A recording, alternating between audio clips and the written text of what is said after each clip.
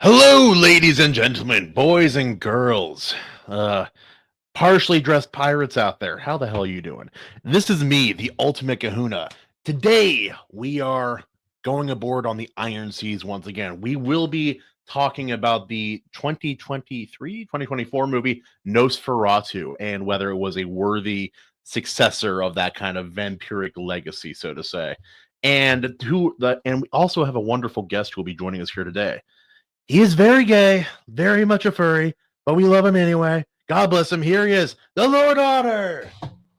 Why are you bringing a gay furry on your stream? Jeez. That is. Oh, you liked that thumbnail, didn't you? uh, I see the thumbnail. I'm like, of course. I wanted to make it worse, but Grok is limited, so to say. Yeah. It's like I'm not gonna pay for AI, but while I have it, we're gonna have some fun.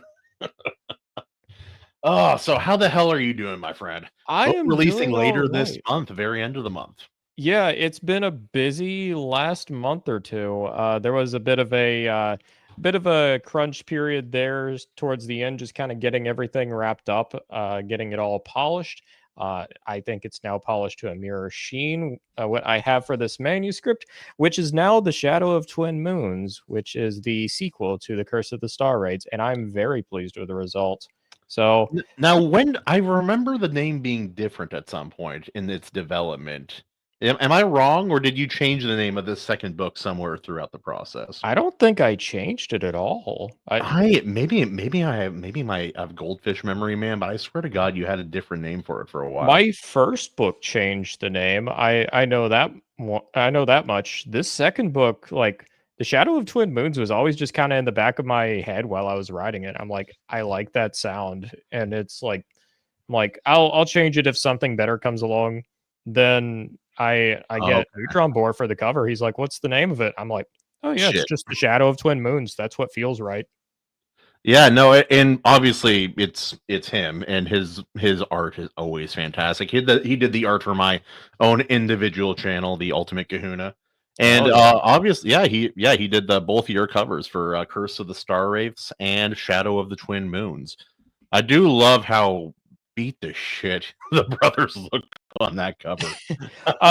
Yeah, which is a bit of foreshadowing. Best way I can describe this second book is it's the Spider-Man 2 of Steel and Storm, right? Which is I really want to test them. And then the story, I plan on the story getting a bit brighter for the next book or two. Like this is pretty much like them going through the very. I think I'll kill you. Think of my children. Sorry. This is pretty much them going through like the pit of like, what does it take to be a hero? Really, pretty much like what is the real challenge I'm facing? So I guess that's kind of like what their main like conflict, which is like I think that can be really compelling. It's also a bit more cloak and dagger. I imagine, based on the small portion I read of the second book already, spoilers, it's a book and it's good. It seems like you have the main plot going on, which is kind of what the journey the brothers are on, but there's always kind of there's a subplot for, I'm guessing, going to be for each individual brother.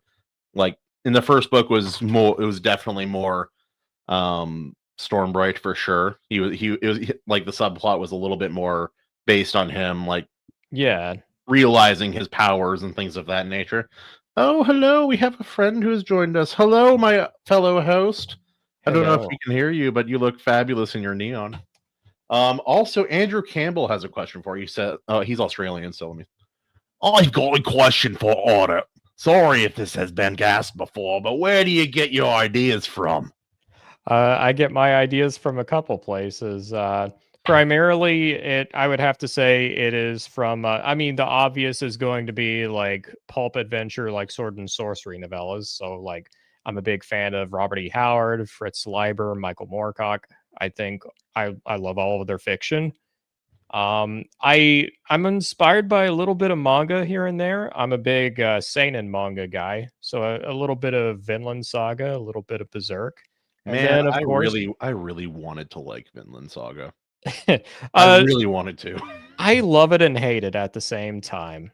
I love the earlier parts, but even then, in the earlier parts, there's one or two places where I'm like, Oh, you were so close to having a clue, Story. So close. You were almost profound. No. Yeah. It's like 2 or 3 places. I'll tell you this. This is what kickstarted this whole series, by the way. You were You pissed get off to about something, right? you get to Canute's revelation near the end of the first story arc. It's I disagreed with that so hard. That's literally what inspired Steel and Stormbright. That's what sparked the idea. so you watch I it was and like, you're just like, I was like, fuck this. I hate this conclusion so much. I'm like, let's explore his actual idea here, okay? And that it just that kind would of spiraled from there. it for me it felt like this. It felt like a business venture. You're going out there, you're trying to start a franchise for a fast food company, and when it doesn't work out the way you want it to, you kind of look around and say, maybe we should kill all of the Native Americans. You're like, wait a sec, whoa, wait a second, this didn't make any sense. Oh, it was such a dumb conclusion for a character I didn't hate at first. Yeah, but also to answer your question, Andrew, some of it is also pulled from real life experience. I know that's going to sound obvious, but like, I mean, my first book, there's a couple of pieces here and there where it's like whether I intended or not. I look back at it, I'm like, oh yeah, I was definitely pulling it through from like what I was going through at the time, and it's a similar case here where it's like I look back, I'm like, oh, that inspired that, didn't it? Oh yeah, for sure. Especially that time where you were forced to fight in a gladiator pit because you were a slave. Well, yeah. Obviously that. I mean, that he does live, guys. Spoiler: he lives in the South, so that is just something they do there for the uninformed. I guess they just didn't like my type around here. Yo, AC, what's up, man? Speaking of that, not much, just chilling. Speaking of that, though, on that subject, season 2 of Vinland Saga had some good commentary on slavery. I think. I didn't. I gave up before. I have read the manga through that story arc, and to its credit, I actually enjoy that part. Right. There will come a part later on where the quality of the story starts going downhill for me. Then, if it gets animated, there is going to be a place where it falls off a cliff. I have a feeling, like in my opinion, a lot of anime are like that. A lot of manga, and like some mangas have a great idea to start with, but too many of them I've noticed don't know where they're going. Like they don't have a plan.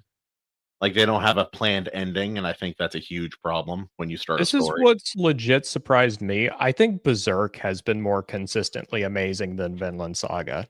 That does not surprise me whatsoever. And I'm only maybe into volume 9 or 10 of Vagabond, but Vagabond is.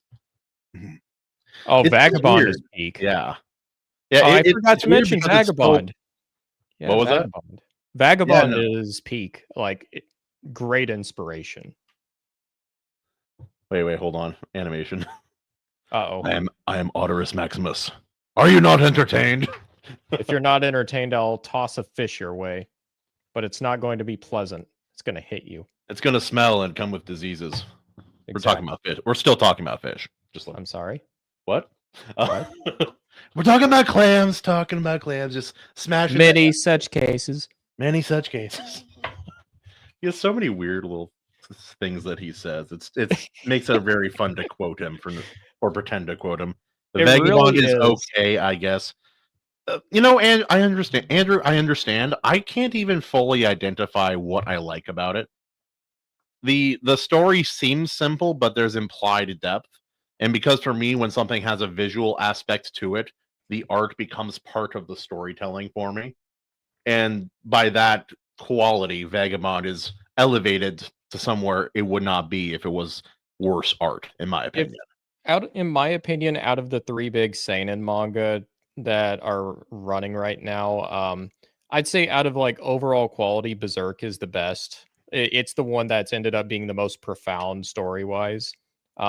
Vinland Saga, if it changed a few things around, I would be saying that's the best. Yeah. For me, I just it tried to hook me, and I was almost there. And then, like you said, there's that scene and a few other things happen. I'm just like, no, it's just not striking the right tone for me.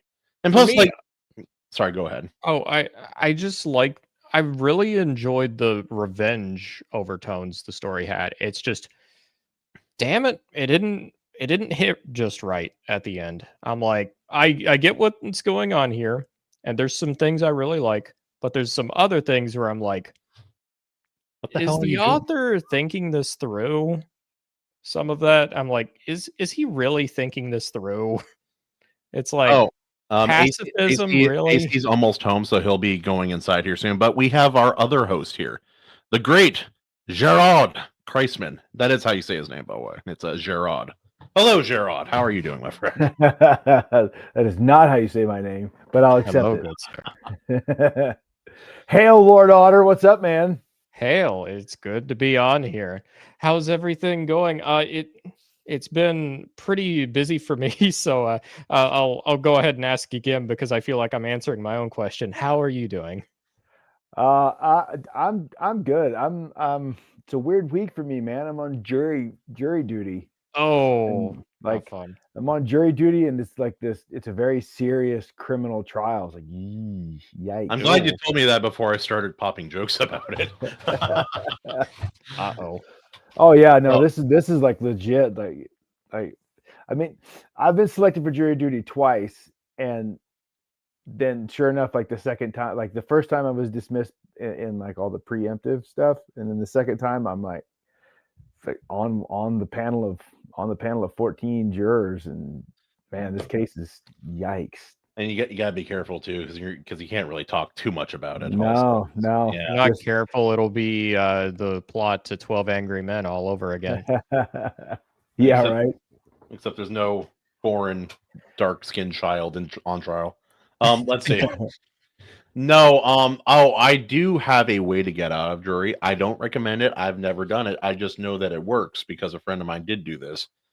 He got selected for jury duty right in the middle of like he was about to go on vacation, and he said, and that would not his vacation would not disqualify him. So he said, so they asked him, hey, can you be objective and be a fair voice of the people? And he said, oh no, I'm racist, I can't.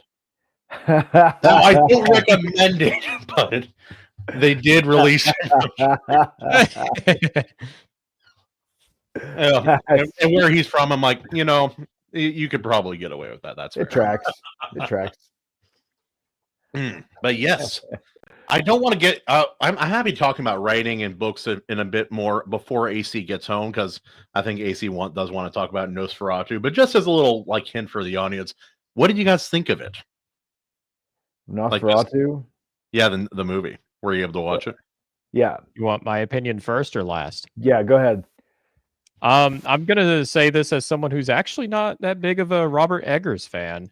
I thought it was good. I liked it, which I will not say about all of his movies, but as for this one, I actually legit liked it. I don't like all of his movies either, but for this one, I thought he really he struck a balance. Yeah, I of think different elements. balance too. There's a couple things I think were a little dumb in execution. Oh, but yes. the overall story, I'm like, yeah, it was pretty good. And that's coming from someone who legit loves the original. I had to explain to my dad that that is her hairline. It's not a wig. That's just how her hairline. And also, I couldn't remember who she was. Do you know who the main lady was cast in this movie? Do you know who she is? Yeah, it's Johnny Depp's daughter. Yeah, that blew my really? mind. Yeah, dude. I'm like, fuck, I'm old, dude. What happened? Oh, and in one way I'm surprised, in another way I'm like, oh, that makes so much sense. Yeah, right. Yeah, the way she emotes a little there's something in her facial expression, the way her face moves, that reminds me of him. Maybe not the shape necessarily, but yeah, no, she did a phenomenal job in that film. She was the best performance, in my opinion. She gave the best performance. It's hard. I agree, but I can't. I gotta give a shout out to Bill Skarsgård with his. Okay, fair enough. I think Willem Dafoe did very well. He did very good. I don't think there was a weak performance in this movie, which is surprising because it's an old era Victorian era film. There's a lot of ways of period film in this time frame in this modern era could be messed up because it's the modern era, and I think they mostly avoided all of that. There is one performance I have a bit of a problem with, but I don't think it's the actor's fault. I actually think it's a fault of the direction. Okay. Aaron Taylor Johnson. I honestly don't know who that is. I am dearly sorry. The best friend, the father, Kick- the husband. Kick ass. Actually, him? no. It's going to be Nosferatu himself. Okay. Count Orlok? Yeah, Count Orlok. Hmm. And it's not all of his performance, but it is how he talks to make you unsettled. For me, it felt like the movie was overdoing it. Yeah, in some scenes, I think that was the case. Though I will say, I saw this movie in theaters with the woman I was dating at the time, and it was the first movie in theaters to unsettle me in any capacity in a long time. Maybe since 2016. The movie is unsettling. I will tell you who I think unsettled me the most. The main girl, Johnny Depp's daughter. Her name is eluding me right now. Emily Rose Blunt. Or no, wait, Blunt. I'm thinking. Sorry, I just put 3 people together there. I'm sorry. I'm Emily Rose Blunt. It's what is her name though? Like Rose, Lily and something Rose Depp, I believe. Okay. Yeah, but this is actually why I say her performance was the best, because it was also the performance that unsettled me the most. Like her going into epileptic fits, like basically kind of like showing that she's possessed in certain places. I'm like, this is legit scary. Animation has us Lily Rose. And yes, her demonic scenes are very, very good. I do have one criticism of this film I kind of share with Razor Fist, because I have seen his review of this film. We did not need the nudity. It doesn't add anything to the film. Like it like there is one scene I will argue for with the nudity, and it's a weird one. Anyway, this is gonna out me in a weird way. Right. When he first comes out of the crypt, the tomb, and he's fully naked and disgusting and gross. I think there's some shock value there. I think there is. And there's something I think maybe it adds to the menace a little bit. But I think that makes more sense than maybe some of the other scenes, and you know what scenes I'm talking about, obviously. Yeah, like the one scene where they are, when William Holt's character gets to the inn, and he wakes up that night, and they're in the middle of that. They're in the middle of he follows the gypsies out into the woods. That is modeled, and I believe taken right out of history in terms of a custom practiced in Romania there that they would do. And if I'm not mistaken, the nudity in that is part of the custom. I may be wrong, yeah, but it is from what I've researched. Custom of a virgin on a white stallion riding to the graveyard to reveal whatever grave is unholy, undead. Like that is a custom. It was very much kind of like, and I'll say this, and it's kind of a thing that Robert Eggers does very well as a director, but it's also something that ends up grating me with some of his movies. Is his films pretty much all of them have occult undertones. This one does too, albeit less so compared to some of his other films. Which is amazing to say, because we're like watching rituals with vampires. Yeah.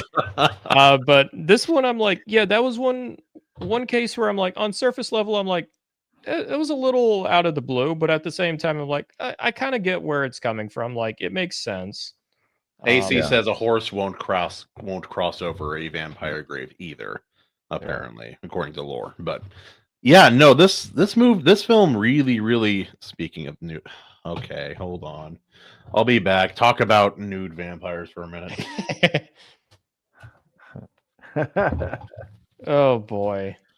Well, we're getting into some very interesting territory very quickly, I see. I know. Kahuna just goes right for it, man. I know. It's like no hesitation. And the vampire's grave has a crooked headstone. according to AC. Yeah. Yeah, but yeah, and I say this as someone who's not really much of a Robert Eggers fan. Overall, on the whole, I still quite enjoyed the film. It has quite a lot going for it, and it has a very cohesive plot. I know some of that is where it's adapted from the original film. Like The 1922 film, yeah. yeah, it's fairly close in like plot beats to that film. So I think that Yeah. gives it some extra merit in certain places, but also the Yeah. adaptation itself does a lot. The visual and sound design Yeah, is the is really creative and Yeah. different. cinematography in this one was really, really good. It was Freaking really strong. freaking insane. Like everything from like the sun, like the seeing the shadow in the drapes, but not anywhere else, or like implying that he's there, but you see the outline of him, but you don't actually see him. The whole sequence, as soon as the husband gets to Romania, and he's going, and he's like, after seeing the ritual with the nude woman on the horse, everything after that feels like a nightmare for him. And it's just the sound design, the way he's reacting, the close-ups, the uncomfortable, long, drawn-out silences. I will say this though, there is one bit where it goes from like 0 to 11, I think a little too quickly, and that's him actually meeting Count Orlok. He's going like, "I'm here, sir," to like being basically going like, "Oh, I'm gonna die. I'm really gonna die." Dude, he was sweating. And like we're talking about all the other actors, but Nicholas Hoult, he brought his A game here. He didn't slack in this regard. I think he did just a great job. Yeah. Also, I do love that you can't see Orlok clearly for a long time. Yeah, You just I hear think that that's weird voice. I think that's part of the intended effect. It's like you don't want to the movie doesn't want to show him to you fully until the very end. Which He's so disgusting too by the end of the movie. it is kind of interesting because I'm like I actually think the original design for Nosferatu is creepier. So I think that's part of the reason why he's not completely shown to you. But at the same time, it's like it is a horror technique where it's like if you fully see the monster right away, it becomes less scary. In fact, I think the less you see of it, the scarier it usually is. Yeah. Typically. Yeah. It was like Charles Dance's Dracula in Dracula, that terrible. Well, I don't know. I have mixed feelings about it, but Dracula Untold, that movie. Yeah. Yeah, like when you couldn't see him very well, and when you could like just get glimpses of his creepy fingernail hand and like the red eyes in the cave, you're like, oh yeah, that's creepy. Yeah, that'll do the trick. Oh yeah. Now, as far as like I don't know. I think part of it is I just appreciate that this movie exists in the modern day. We haven't had a good monster. We don't have a lot of good monster films coming out anymore. No. And I think it's just this is more than an adequate monster movie. I think this is the first time a vampire has been scary in a film in a long time. I am going to be a little more critical, but even with me being more critical, I'd still give it like a 7 out of 10. It's still quite a solid movie. Like you should see it. Yeah. Especially if you're any kind of fan of like older horror and gothic horror, anything of that nature. Definitely worth it for that reason.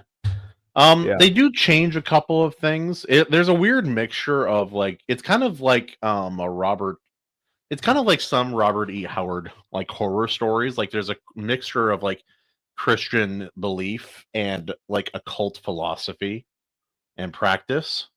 It's like it's kind of like a little bit Solomon Kane in that aspect, I think. I would probably equate it more to like a Clark Ashton Smith short story or something where it's like Robert E. Howard and H.P. Lovecraft. It feels like they have a passing knowledge of the occult. Maybe H.P. Lovecraft a little bit more. Clark Ashton Smith.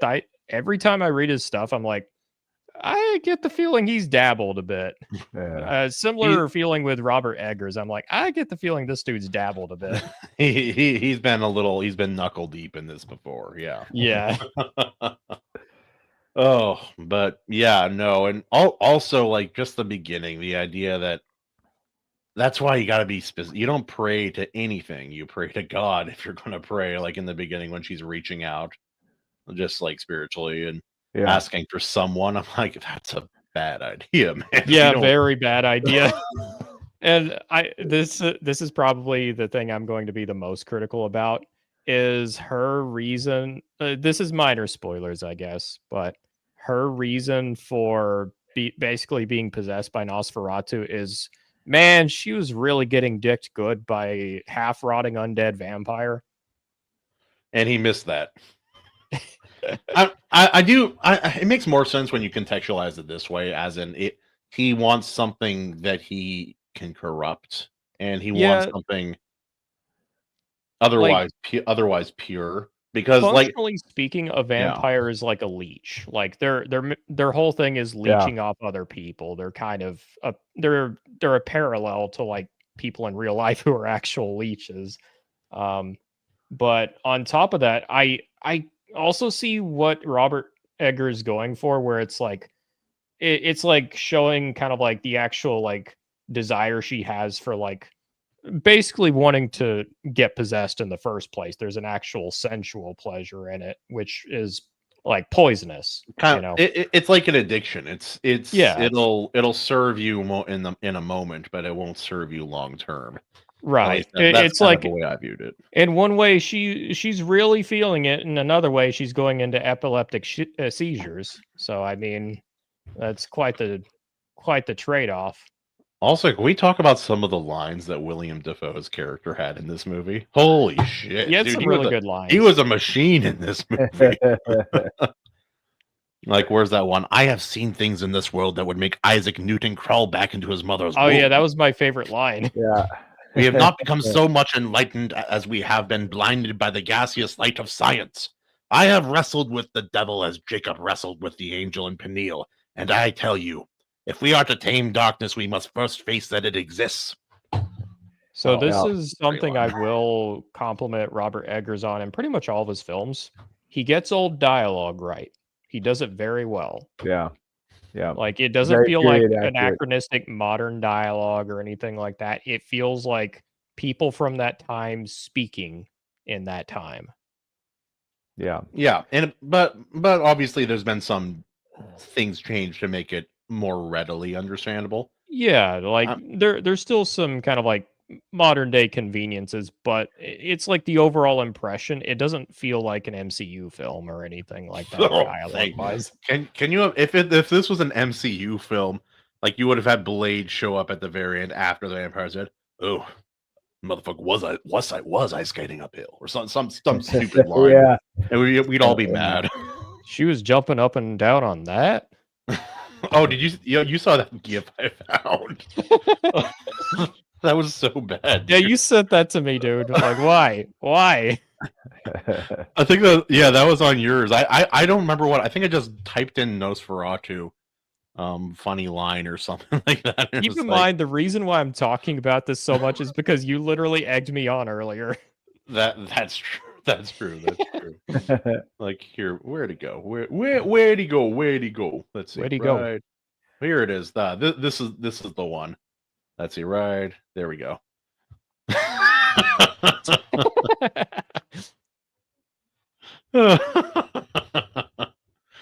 Oh God! Why? It's horrible.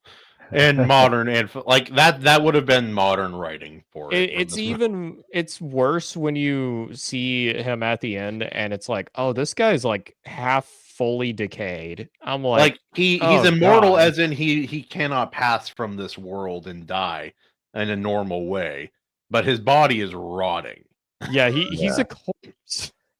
Yeah, that was I really liked that treatment. Like, it's not like he's there was because there was nothing alluring or glorifying about his how monstrous he was. It's kind of a departure from most vampire stories, because there's usually some like alluring beauty, and in some stories it's a mask, it's not real. In this one, there's no misgivings about what this creature is, and it's more akin to a demon than to a vampire. Yeah.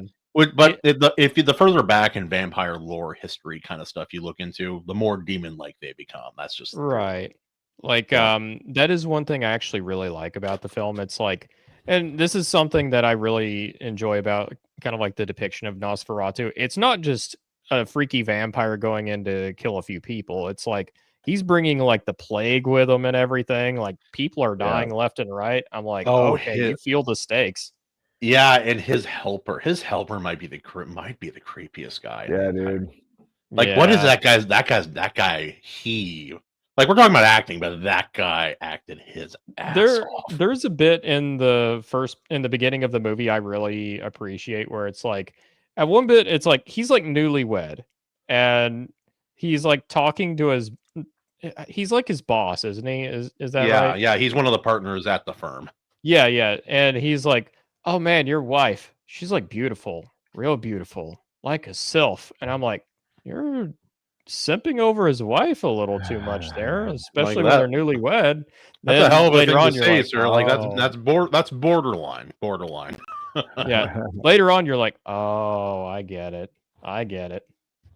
Andy in the chat, he genuinely cares about his wife. No, it's great, man. But yeah, aside from that, like the sound design, the shadow hand reaching across. Oh, the bird scene. Oh, that's the bird surprising. getting its head bitten off. I saw it coming just before it happened. I'm like, he's not going to show that because they already teased us with it. I'm like, oh wait, no, they are. Because like at first, like it's early conversation. My girlfriend at the time, she was like, no. She turns away. I'm like, oh, he's not going to do it. Oh no, He did. I'm going to answer this first. Pop that sucker right off. Committed, dude. Committed right to it. So good. Jared, did your wife watch this with you, or was it a solo watch? No, it's a solo. She does not like those movies, man. If anyone who's sensitive, I don't recommend this film. Between this and like what happens with the children and the possessions and everything, it's very dark. It's kind of what I say about most of Edgar's films. It's like if you're sensitive, do not watch any of his films. Yeah. Maybe The Northman, maybe. I don't know. That's why you were saying like earlier. There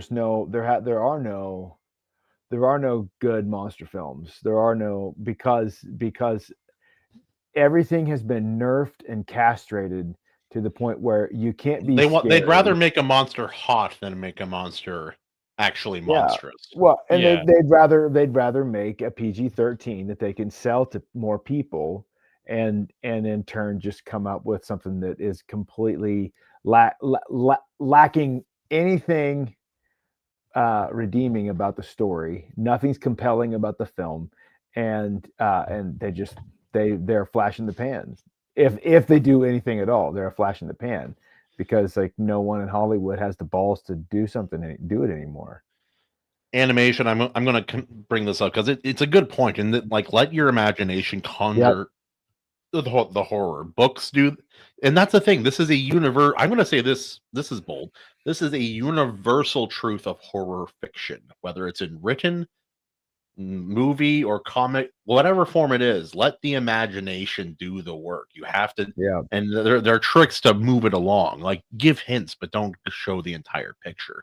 Right. It all comes down to the art of anticipation. Like you don't fully know what's happening, but you want to know what's happening. But at the same time, you don't. Yeah. Actually, both of you, ironically, you definitely explore that a little bit in your guys' writing.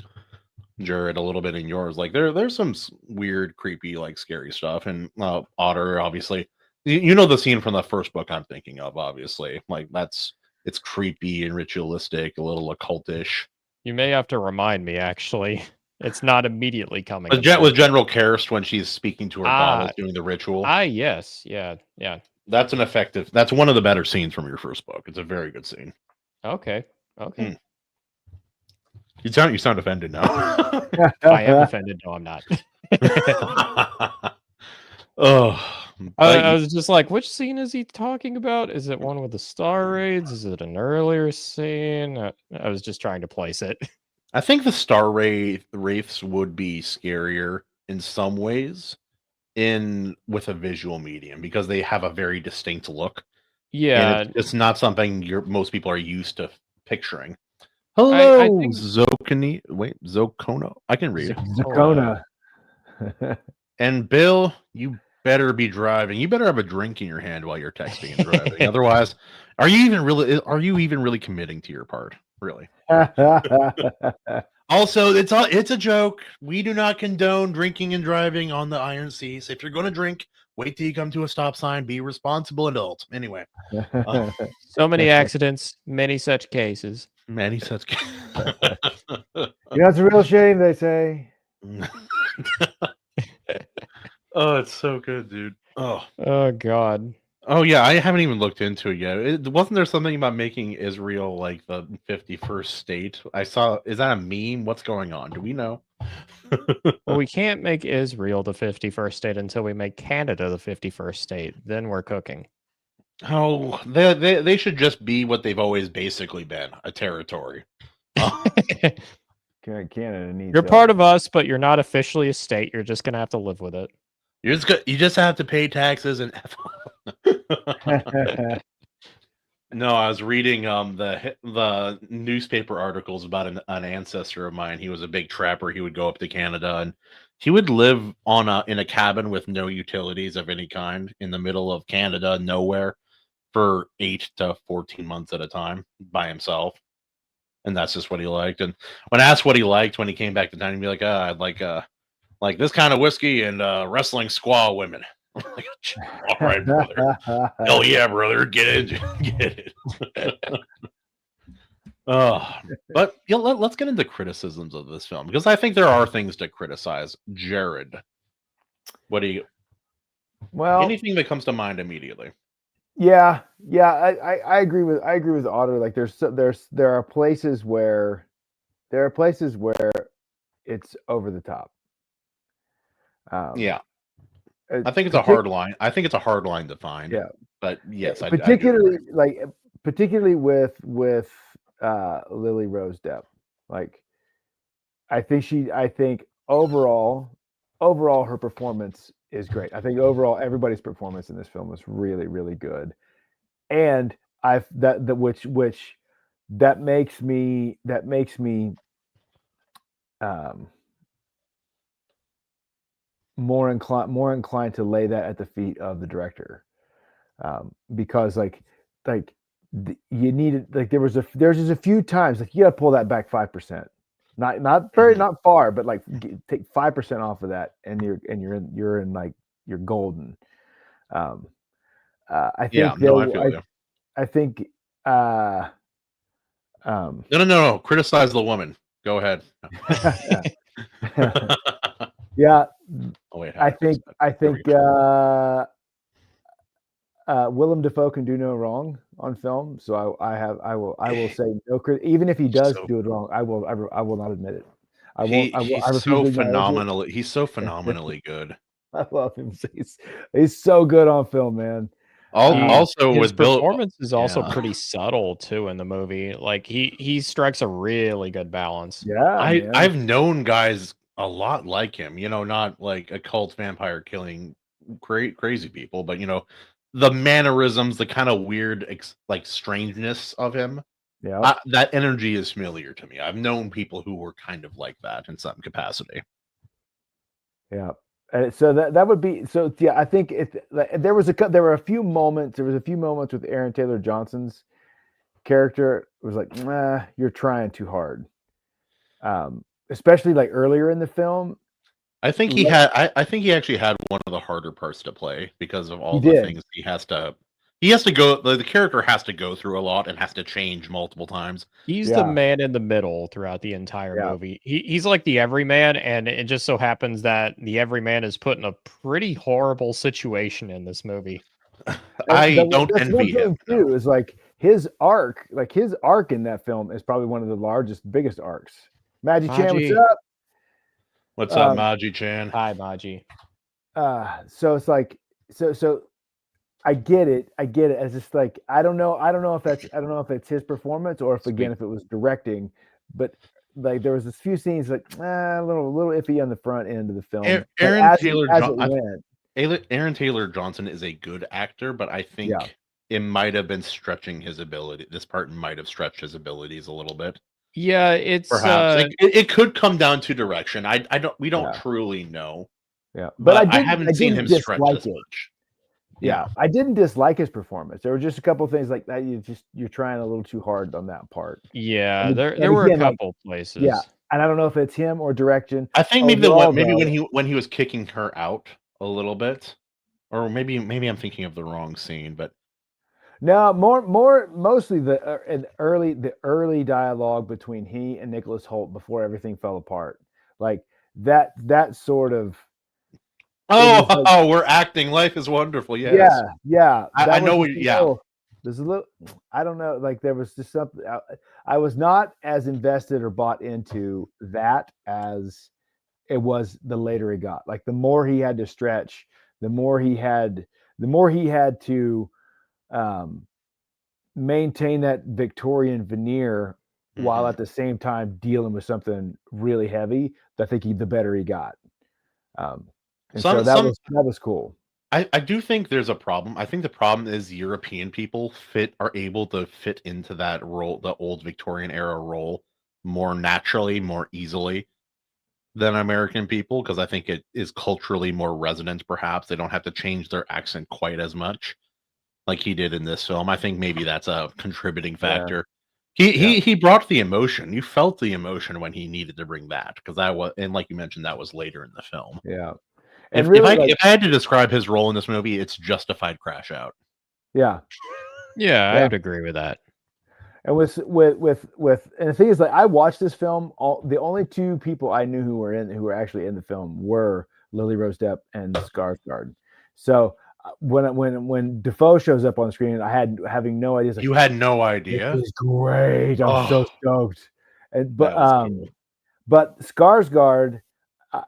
I give him a pass. Anywhere he was like, because I think it's more direction than him. Is that on where it may have been over the top, with him being the villain, the big bad in this film. A literal 7 foot tall immortal rotting demon. Yeah. I think So like I didn't have any problem with those. And I recognize places where people would say like, that was probably a little much.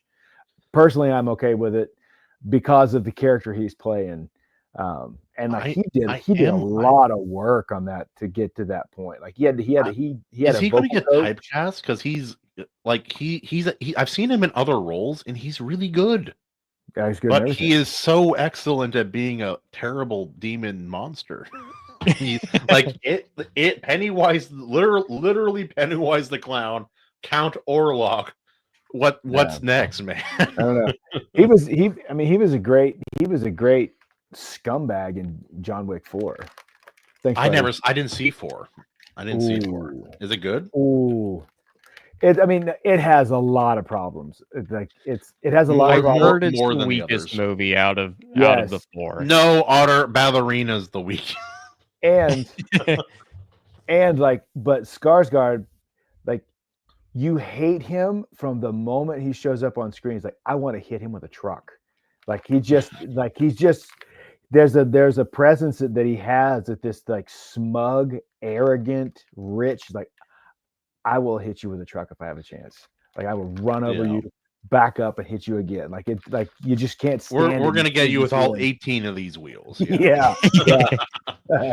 Kind of like Mickey Rourke's face after addiction. So I think he's a phenomenal actor. I think you should fire whatever agent got him booked on The Crow. Wait, who are you? No one tells me to put a shirt on here. Hi, Omer. What's up, Omer? I don't know who you are. But how dare you suggest it? Are you insulting my culture?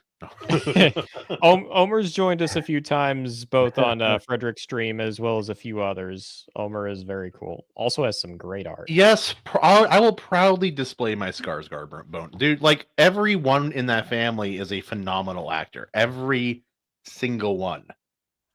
They all just kill it at whatever role they Yeah. do. Daddy Skarsgård is insane. Like He's he still is my such an favorite. Oh, yeah. Stellan Skarsgård, dude, he's so good. He's like even in like the MCU as the professor, he's so good in that role too. He's so good. And then like what the one of the brothers plays Floki in Vikings, and that guy's just batshit insane.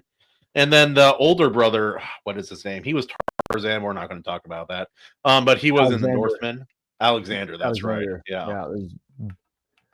I can't remember the middle brother's name. It's the middle If you're guy. not gonna wait. If you're not gonna find a put a shirt on, put on Vaseline. Okay, if you're not finna put a shirt on. Oh God, that escalated quickly. Yo, Vaseline, you won't. Frederick's stream is done. What's up, dude? That nasty. Wait, he's French and Canadian. Sorry, we can't. Sorry, eh? Him, okay. We are not talking to the nasty water wizard as well. It's Guimont. It's his name is Frederick Gooey Duck, and I will not be told otherwise. Oh, I don't remember if anyone's ever told him that before, besides our stream. Show me the titties, boy. All right, this is getting fun. Welcome to the show, boys, ladies and gentlemen. So, guys, AC is still busy. It's weird. AC is usually like, because of our schedules, he usually is here most consistently out of everybody. Yeah. But today he is busy. He is house hunting, so we will give him a little bit of we'll let him go this time. Next time, public flogging in the nude. Alas, I'm still not convinced that Katie hasn't solicited him again. No. She's known to do that in this show. She's a woman with a large appetite, and she's very skinny. So you put 2 and 2 together and figure out what that means. Well, as for nude soliciting, I hate to say it, Kahuna, but the only one that's nude here is you. I get paid for. That's not better. Make sure to follow me on Only Kahunas. Yo, Wrangler with the 4. Wait, I gotta do the whole bong rip one.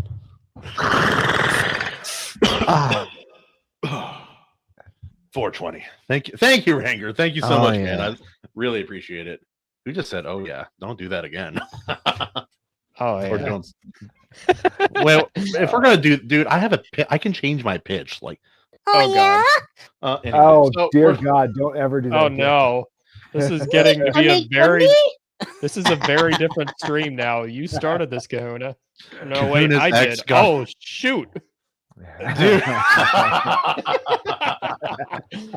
No, dude, she didn't. She just got everything else.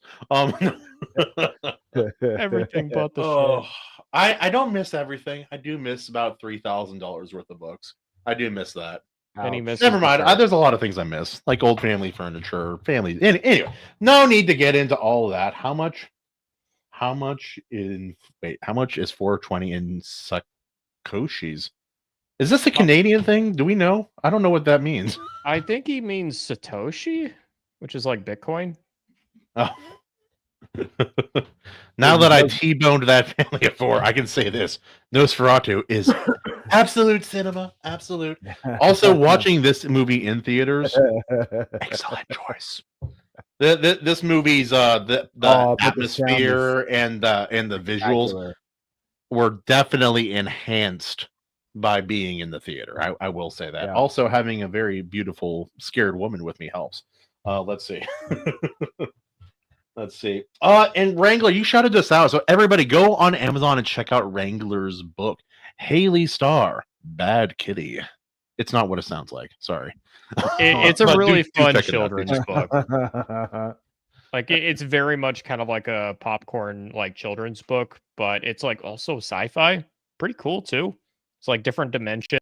There's a potato gun. It's kind of a Metroidvania in a weird way, but it works. Also, we are getting messages from AC in the ether. I literally had no idea it was Skarsgård. Yeah. That like see, like he's obviously layered up with the makeup, but the voice, that's all him. Yeah. Mostly. Like some small anything. He hired a vocal coach to get his voice down that way. Like he had to do a lot of training to get his voice down. he's breathing while he's talking. It's a really tricky thing to do. The only way I know how to do that is with your you have to breathe with your nose while you're talking. It involves kind of this mismatched inhalation or exhalation while you're they're going in a circle kind of thing. It's very hard to do. I still can't do it. But yeah, hey, we got even more people. Oh, Corey's here. Yeah, no, everybody from Frederick's stream decided to come over. Oh, thanks guys. It's awesome. All you beautiful people, thank you for being here. I don't know how to play the music, otherwise I would dance in the nude for you, or half nude for you. The only just know that I am the best and that Kahuna is gay. That's all there is to it.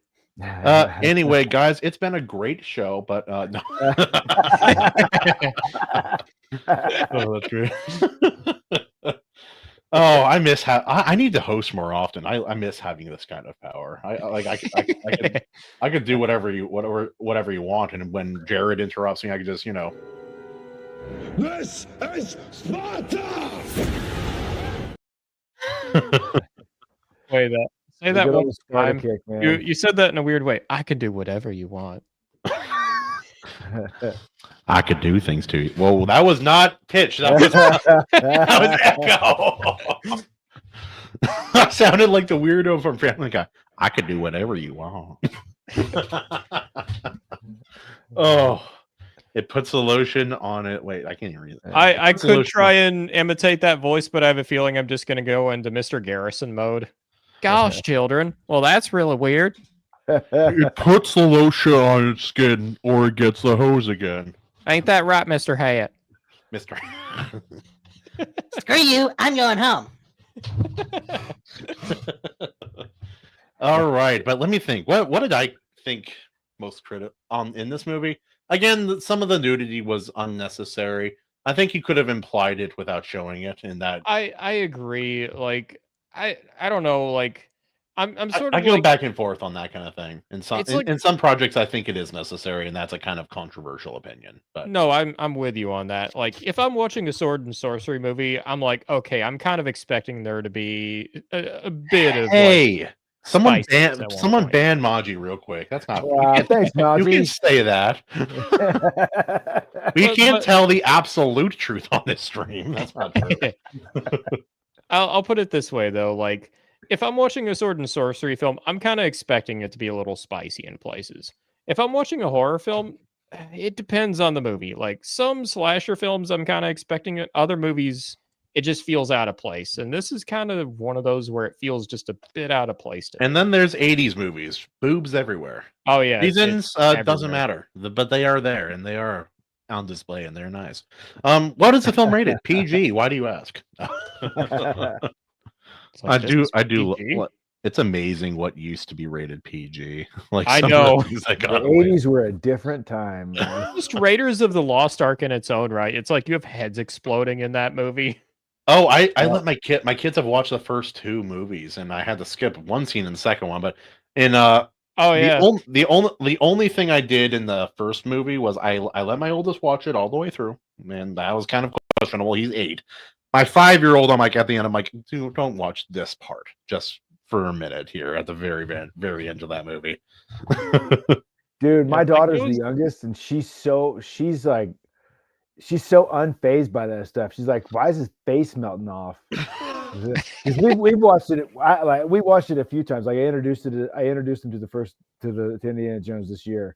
They love Temple of Doom, their favorite because of Short Round. But we watched Raiders. We watched Raiders 2 weeks ago. We watched it, and it was just me and Theron and Evelyn sitting on the couch. And beaver boobs. I don't want to ask Otter. This is something you'd know more about. You want to enlighten us about this aspect of your community? I have no knowledge of this, none at all. It's wrong species. What are you doing? Jared, were you ever there when we talked about when we figured out otter was like a weird term in the gay community and we didn't know about that? God. You know how there are bears? Yeah. Well, if you're a shorter, smaller guy, you're an otter. I learned about that. The fact I'm like, oh no. Well, because the jokes had already started before that, and then Yeah, well, was it Billy who found that out, or was it someone else? Oh, like I knew about it beforehand. I learned about it through listening to Louder with Crowder. They mentioned it. I'm like, what is this? I had never heard of this before. And even they were confused by it. They're like, yeah, every time I think of an otter, I just think cute. I'm like, yeah, me too. I'm like, how does it go from that to that? Dude, I was made aware of things I wish I never knew when I first the so in my first marriage when I moved out and we were married and I was working down in Cincinnati. I was working at a Bally Total Fitness there. And there's a bunch of Bally Total Fitness all over the Cincinnati, Dayton, tri-state area there. And what our GM comes in one day and he's like, hey, and so like we have the most stereotypical aerobics group X instructor there. His name is Nico. He's gay, Puerto Rican. So it's like it could not be any more The Puerto Rican part made me laugh. I don't know why. Maybe it's and so Greg comes in, he's like, hey Nico, what's this deal? What's the deal about the second stall on the right? The second shower stall on the right at Kettering. And Nico just starts grinning. And it's like, what? And then, so apparently, again, things I wish I didn't know. There are several forums online where you can go to find the top rated gay hookup spots across the country in several different categories. And Kettering, Otter, what are you doing here, dude? Yeah, so that particular shower stall. Are you barging in, okay? There's not room for the 6 of them. Or maybe. Sorry, continue here. I'm sorry. Yeah. So yeah, there's that exists. And there's categories. There's gyms, there's public parks, there's all kinds of different things that I wish I didn't know now. Why are there schools mentioned? No, wait. No, we can't. I don't really think that should be. I mean, that's a given. I think that's obvious. You ever want to hear someone who's we're talking about vampires, right? Yes. And that, demonic stuff. Let's see. Yeah, like remember the first time I heard Milo Yiannopoulos talk about rip apart the gay community. I was like, oh yeah, he's pretty good at that. Like he knows where to hit him, how to hit him where it hurts. But yeah, besides the nudity, I do think some things were a little too heavy-handed in some scenes in this movie.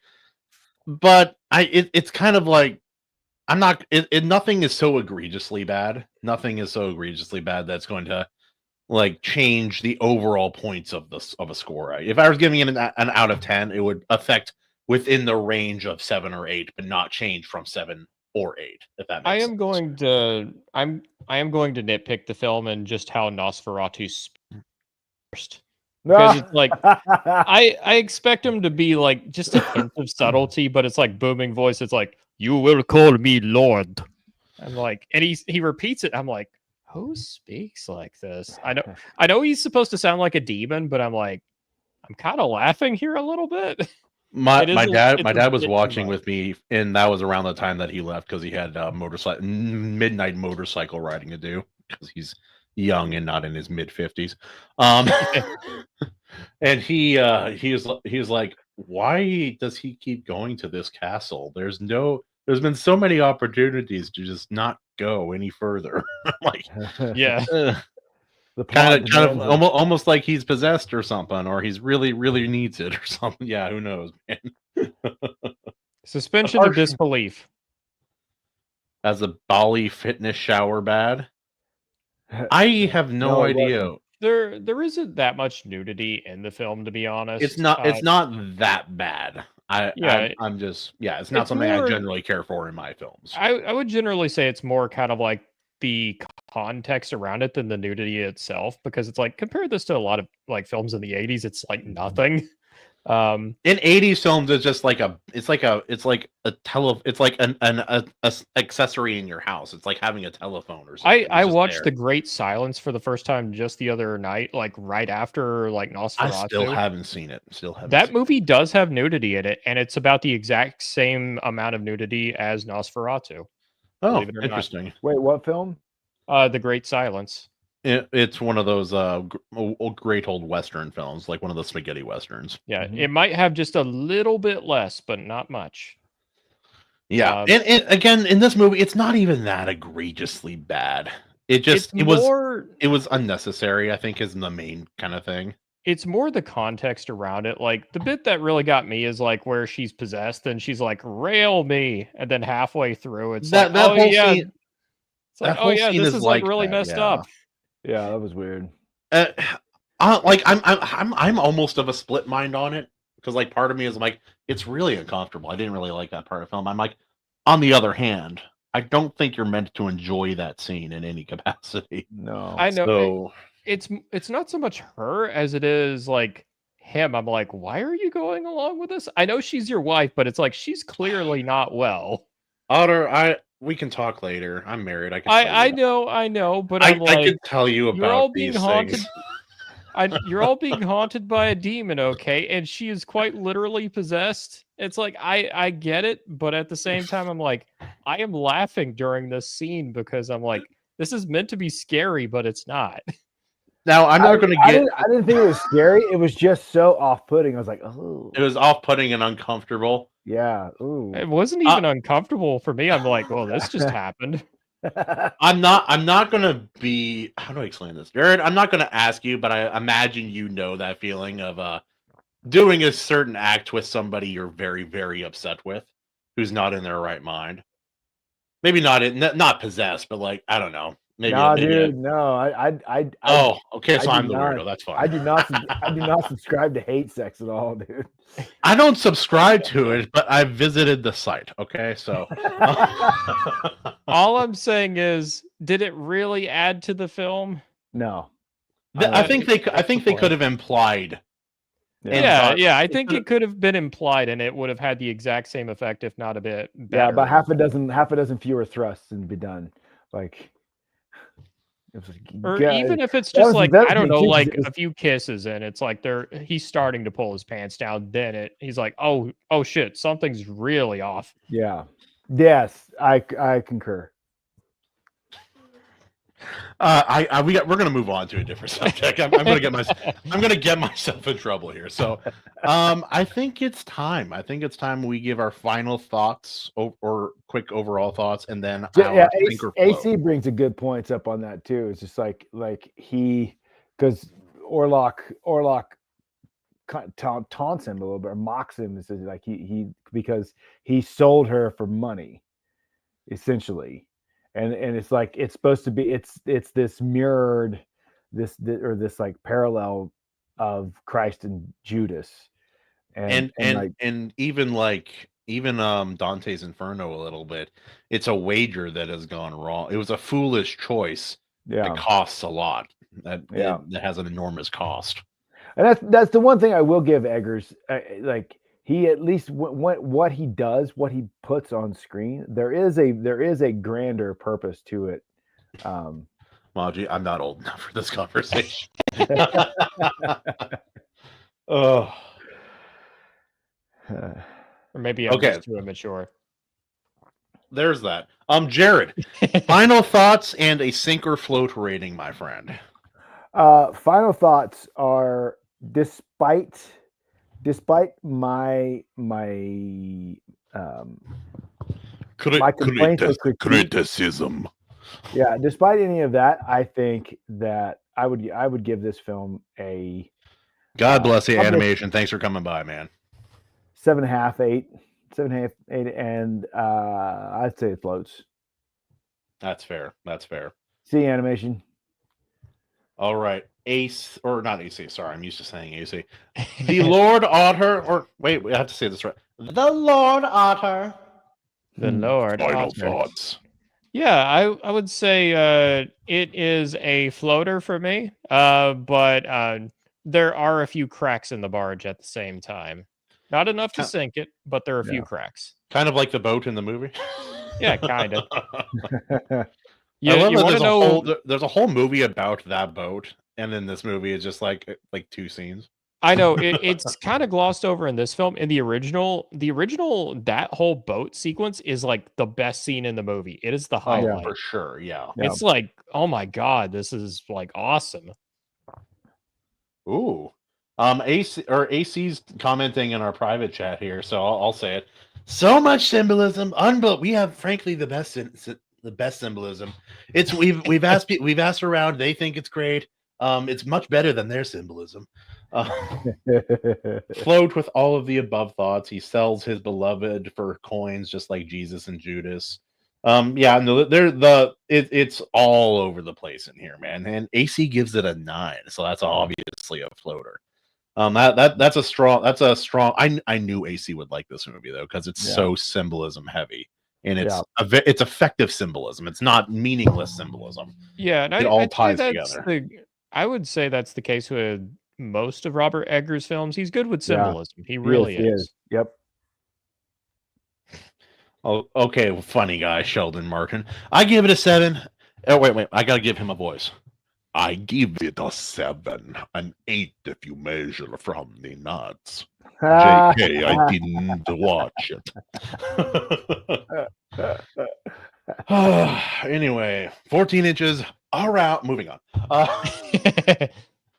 And so for me, definitely a floater. Out of 10, what do I give this? For me, when I give something a rating, part of what I'm rating it on is not just overall quality and how much I liked it, though that obviously those account for part of it, the rating. Part of it is, did it accomplish what it was trying? Did it do what it was trying to do? I think this film definitely did what it was trying to do. Not a perfect film, not a personal favorite, but definitely one of the best, truly monstrous vampire movies, in my opinion. Maybe that's high praise, but I thought this movie was very effective, very good sound design, very good acting, good dialogue, interesting story. Symbolism was off the charts. Cinematography was unreal. I give this an 8.3. I think that's a real, with five being true average. So 8.3 is pretty good. Yep. Nope. Definitely a floater. We enjoyed it. Now let's see. Where's his floater? There's a floater in here somewhere. There it is.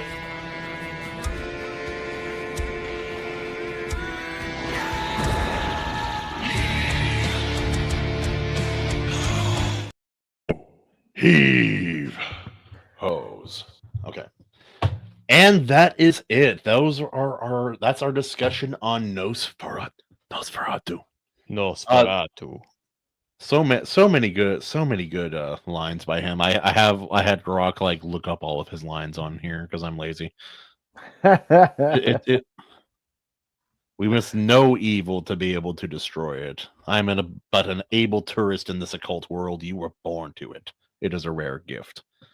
Oh, no, it's so good. But thank you, ladies and gentlemen. Thank you for watching this movie. It's kind of out there. I don't generally like requesting harsher movies for our host and guest to watch.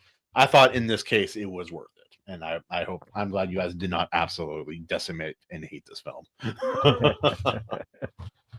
Let's see. Bill McEwiston. It took this movie to finally break vampires from that gay, sparkly crap of Twilight. Yeah. I really appreciate that. Yeah. I was knuckle deep in Twilight back when it was still a book series. I read all 3 of them. I'll admit it. I'm not ashamed. Too badly. Just a little ashamed. Just a little. I legitimately had Edward versus Jacob conversations and debates with. It's so bad, dude. But what the hell? I watched a couple of the movies like a little while ago, about 3 or 4 years ago. They are hilarious. If you there's a couple parts where I'm like, this could be good. It could be really good. It's just it's not. Yeah. If they had made it a little less serious, a little more slapstick, I think they could have really had a winning formula somewhere in there.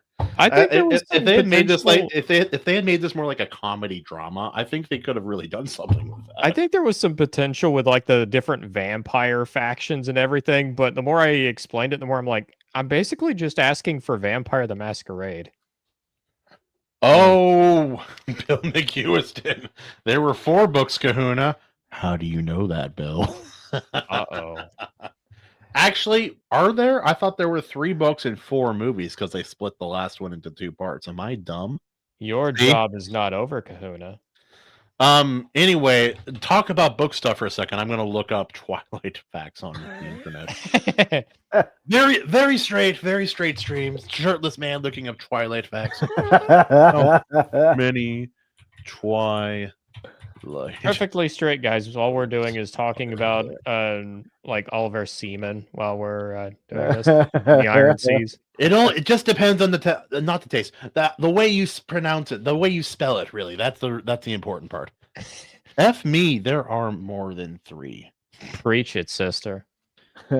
5 books. Okay, so there's 2 companion novels. That's why. I knew there were some weird ones she wrote later, like some of them, like one of them's the first book, but from Edward's perspective. Ah, this bitch. Oh, really? Yeah. And so see, no one wants that book. Just like anyway.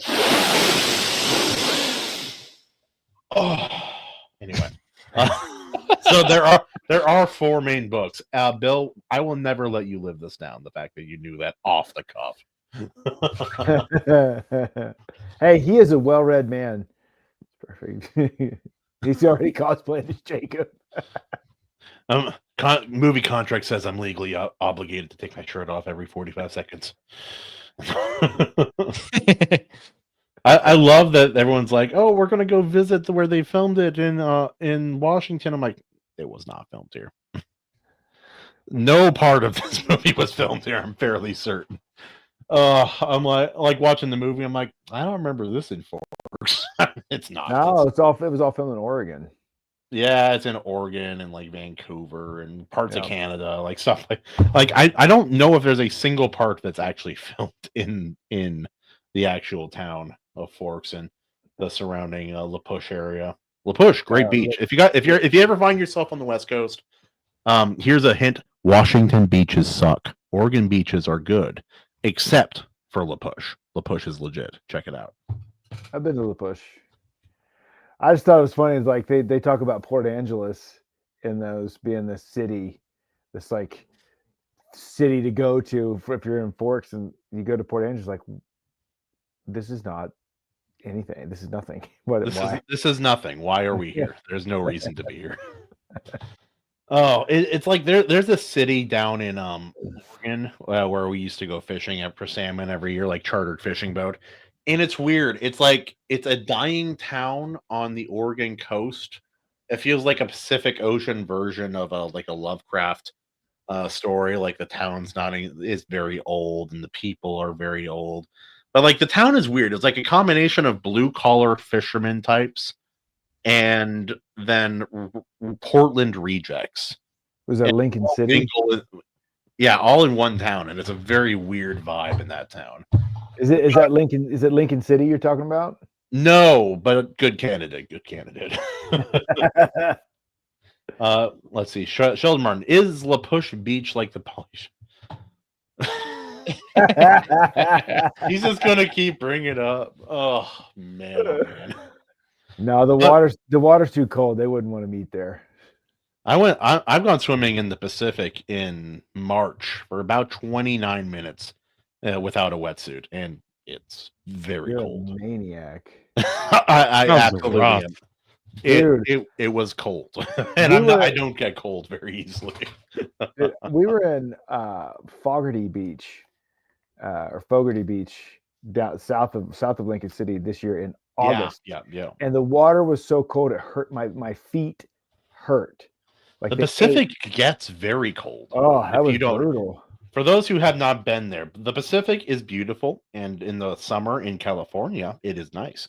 In Washington and Oregon, even during summer, it is still surprisingly cold.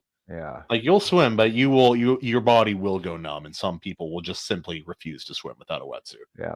No, there were 3 people in the water, and they were all wearing wetsuits. Nobody else was in the water at all. That's how people surf around here. That's the only way people do it.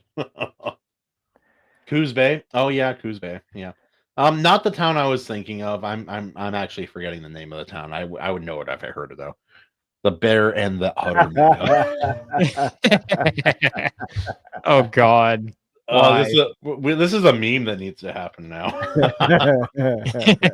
You get a polar bear challenge in the summer here.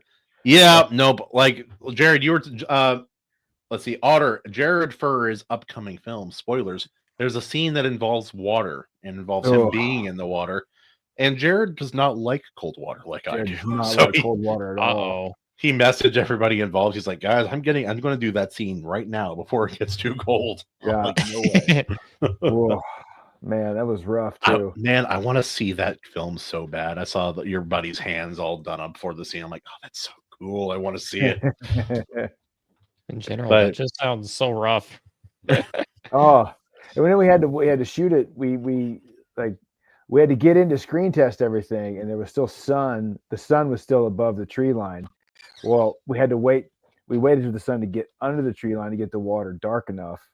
And oh man, otherwise your friend would have been fully illuminated, which doesn't cinematically work. Water's just crystal clear, and the wind is it's windy that day. And oh my goodness, man, that was rough. That was not fun. That's why it's like we're sitting there in the water while we're screen testing, and I'm like got my feet wrapped around the pole and under the top, hold myself in place out there while they're like trying to get focus on me in the water. And I was like, this is why I could never be a Navy SEAL. This sucks. Dude, it's not for everybody. I've gone swimming in what lake was it? Lake Chelan. I went there in no, it was before May. April, May. No, in March. I've gone swimming in Lake Chelan in March. I've when I was up in Alaska, we got out of the hot spring. The hot spring was very hot, but the air temperature was -10 degrees at the time. We went and laid down in the very much not heated up river, and lay down in that weather. That was maybe the coldest I've ever been. That was great. It was so much fun. Maniac. There was one time I was actually concerned. We were I was a kid. We were snowmobiling up in the mountains, and we all had food poisoning. We were stuck in a small cabin with fire and no air vents. It was bad. So me and my buddy were like, let's just do a lap, let's do a midnight lap out in the snow, like snowmobiling, like out in because we're way up in the mountains. It's like a first come first serve kind of emergency cabin. People stay at sometimes. And so I don't even put on my socks. I get on my flip flops, walk through 4 feet of snow, hop on the sled, boxers and flip flops. That's what we do. So a mile loop there, and then I hit a bump and it activated my kill switch, and I didn't realize it, and so I'm stuck out there. Oh no! This is really deep to walk back in. I don't think I can make it. And so I'm sitting out there for a while. I'm like, this is starting to get cold, and I'm fat, but I'm not that fat at the time. This is not working out. And Sheldon Martin asks, "Is Chelan in Alaska?" I thought no, Chelan is in Washington. But then the hot spring I was talking about was in Alaska. Alaska has the best hot springs that I've seen so far, and I've seen a few. But yeah, no, we're here to talk about Lord Otter's book. You want to sell us on these? It's kind of fun because both of you guys have books coming out. Jared's is a little further out, but Otter, you've been working on this for a while, and I'm so happy you got it done in a timely fashion. It's exciting. Yeah, I really wanted to hit that Halloween deadline, and thankfully I did. Real ironic part is that the submission of first book and second book an exact 2-year time gap, exact on the day. Ooh. And I was like, I did not plan that out in the slightest, but there we are. That's a good spread for very cool fantasy stories. Sorry, you said that's a very good spread. No. You said you wanted to hit that, and I said nothing. So,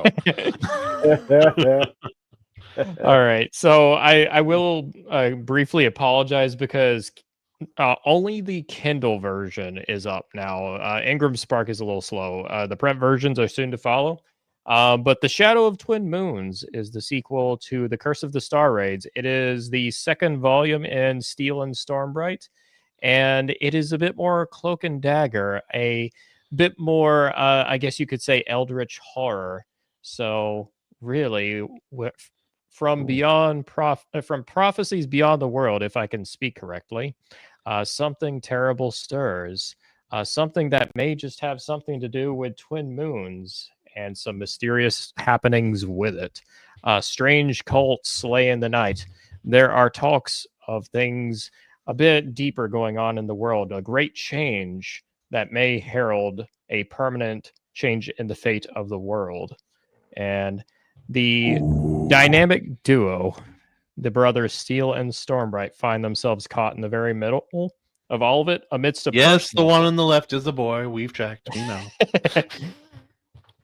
Huge So stack. yeah, it is very much if you are a fan of sword and sorcery fantasy, if you like Fritz Leiber, kind of like Fafhrd and the Grey Mouser, Conan the Barbarian.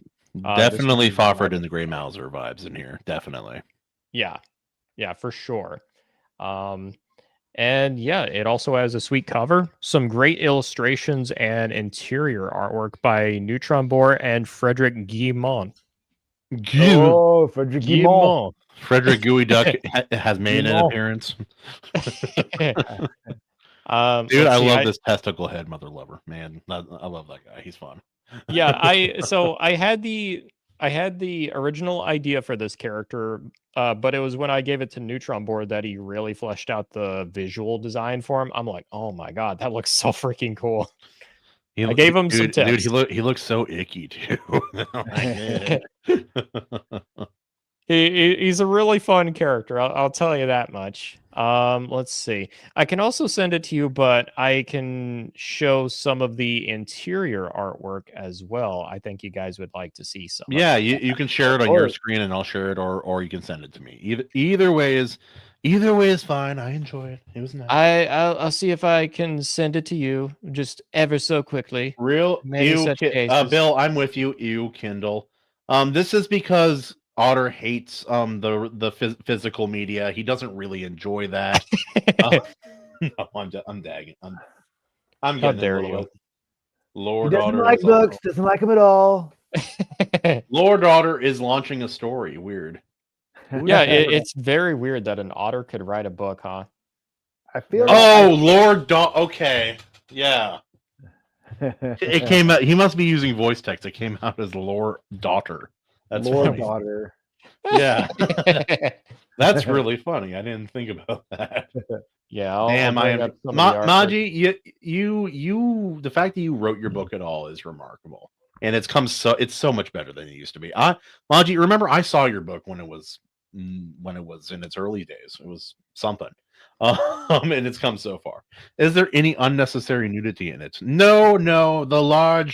The athletic breastises in his novels are always necessary, according.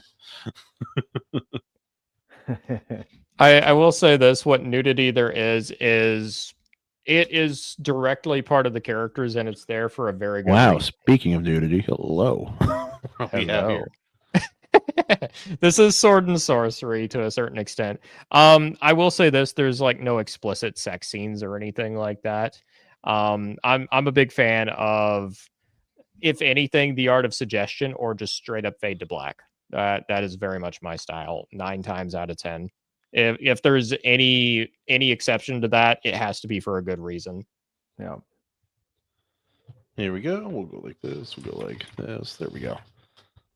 Breast Yes. in Otter's lovely. books breast Boobilly in the most narratively necessary ways. This guy's not having a good. Oh wait, I'm not. You're not seeing it. That's funny. This guy's not having a great time. No, he really isn't. Okay. Imagine being beaten not only by women but spirit women, not real women. Unbelievable. Very very weak. Very weak. We don't respect so it. weak. Unbelievable. Like, seriously, who even wrote this? Okay. Yeah, I think I know who this character is up here. You probably do. I think I did read This is that far. Yeah. This is a familiar face. Yes, we're looking at her face. This is true. This is true. Jared, how familiar are you with the genre of sword and sorcery? It is fantasy, but it's it has a very specific feel, has kind of reliable features that you see more commonly in this particular subgenre. I would say I'm somewhere between a filthy casual and an expert. You filthy freaking casual. Filthy casual. Disgusting. I'm familiar enough with it to know a lot of the elements, the expected elements. Yes, absolutely. And this is a great visual. I love monsters, and Otter is not shy to put monsters in his novels. Most of them are named after his friends. No, how dare you? Your friends are too lazy to be monsters. This is true. This is true. So I'm more than happy to explain what these things are. These are creatures in the world called nightmarekin. They're the best way I can describe them to the layman is they are kind of like a mix between John Carpenter's The Thing and The Blob. So it's very much chaotic creatures that just want to feed, absorb, and grow. Also, Bill comments this. The breasts in Otter's books breast boobily in the most narratively necessary ways. Thank you for this. Thank you for sharing your very creative, full-breasted thoughts with us. Very full, very plump, very athletic. Unbelievably large. Yes. No. But yeah, no. You had a lot of art in your first book, and I think you have at least as much in this book. If not it's double. I'm kind of curious. I'm curious who did which panels. I don't want to offend either one of the artists by taking a guess and being wrong. The ones I sent to you are from Neutron Board. I can send you a few of the ones that Frederick did. I want to go ahead and show some of the artwork that Frederick did as well. He did a lot of minor illustrations, but there is one notable one that he did work on that's very good. It is a much larger illustration. This might be my favorite one. This might be my favorite of the bunch. This is a really good one. We got Storm. Oh yeah, that one's really fun. And his boobs. I mean, girl with him. And I will say this: I have not read far enough to know what this thing is. I will say this: this is a big titty. There is a big titty goth girl in this book, and just so you know, it is very much a thing. If you are of that persuasion, then you have nothing to fear in this second book. What was that, Jared? Royce is stoked. Yes, Royce is very happy. He's going to go swimming in his jeans. He's so happy about it. What talk to me about that creature? That is a so without giving much away, that is a faunus. They are revered creatures of the woods. According to some circles, they are actually viewed as sacred. This one, however, has been corrupted for mysterious reasons and is exuding some rather dubious vibes to the point where one who would normally revere him is even saying something's wrong, something's different. And Shadow of the twin kahunas. We see them. They glow in the sky. They lead people through the darkness. Yes. I will say this: the twin moons themselves, Tal Dryeth and Bruin, the two different moons high in the sky, they play a very big role in this story, and they're as much a character in themselves as all the humans. That is very much a thing. That's cool. Also, this is very Razor Fist of you, this particular image in particular. I think it's because I got it from a similar source, which is like one of the thief. One of the thief covers, like sitting on a thief-like character sitting on a balcony, looking over a city in the moonlight. You know, like his Not criticisms. I saw it. I'm like, that looks familiar. It's like whenever I saw it, I'm like, oh, that does look similar. It's like similar but different. That's how I describe it. Where it's like I do have one question. Yes. Why are there roof tiles on the side? You'll have to ask my artist. All message. Why did you put roof tiles on the side? It doesn't make sense. It was an artistic decision, okay? Only a construction worker would care. Shad Brooks will have issues with that, man. I look forward. Can you imagine Shad making a roast video about your book based on that image alone? So you're telling me I need to piss off Shad now so he can make a roast video about my book? Just say AI art isn't real art. That might do it. No, it's funny. Because I give Shad shit a little bit, but I like a lot of what the guy puts out, a lot of what the guy does. He's one of those guys like your AI opinion. It sure is an opinion. It's not a good opinion. We checked. It's a very bad opinion, actually. I've heard better pro AI opinions from people I've talked with like in person, but yeah. And that's the thing. I wouldn't say I'm probably a little closer to the middle on the issue, but it's like I'm leaning more anti-AI.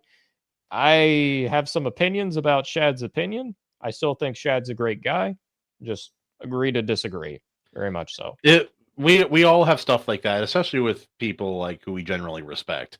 It's like you'll find your place, especially whether you know them or not, very well or not. It's like, yeah, no, great guy. He really likes Chevys. That's a mistake, but we love him anyway. We move on.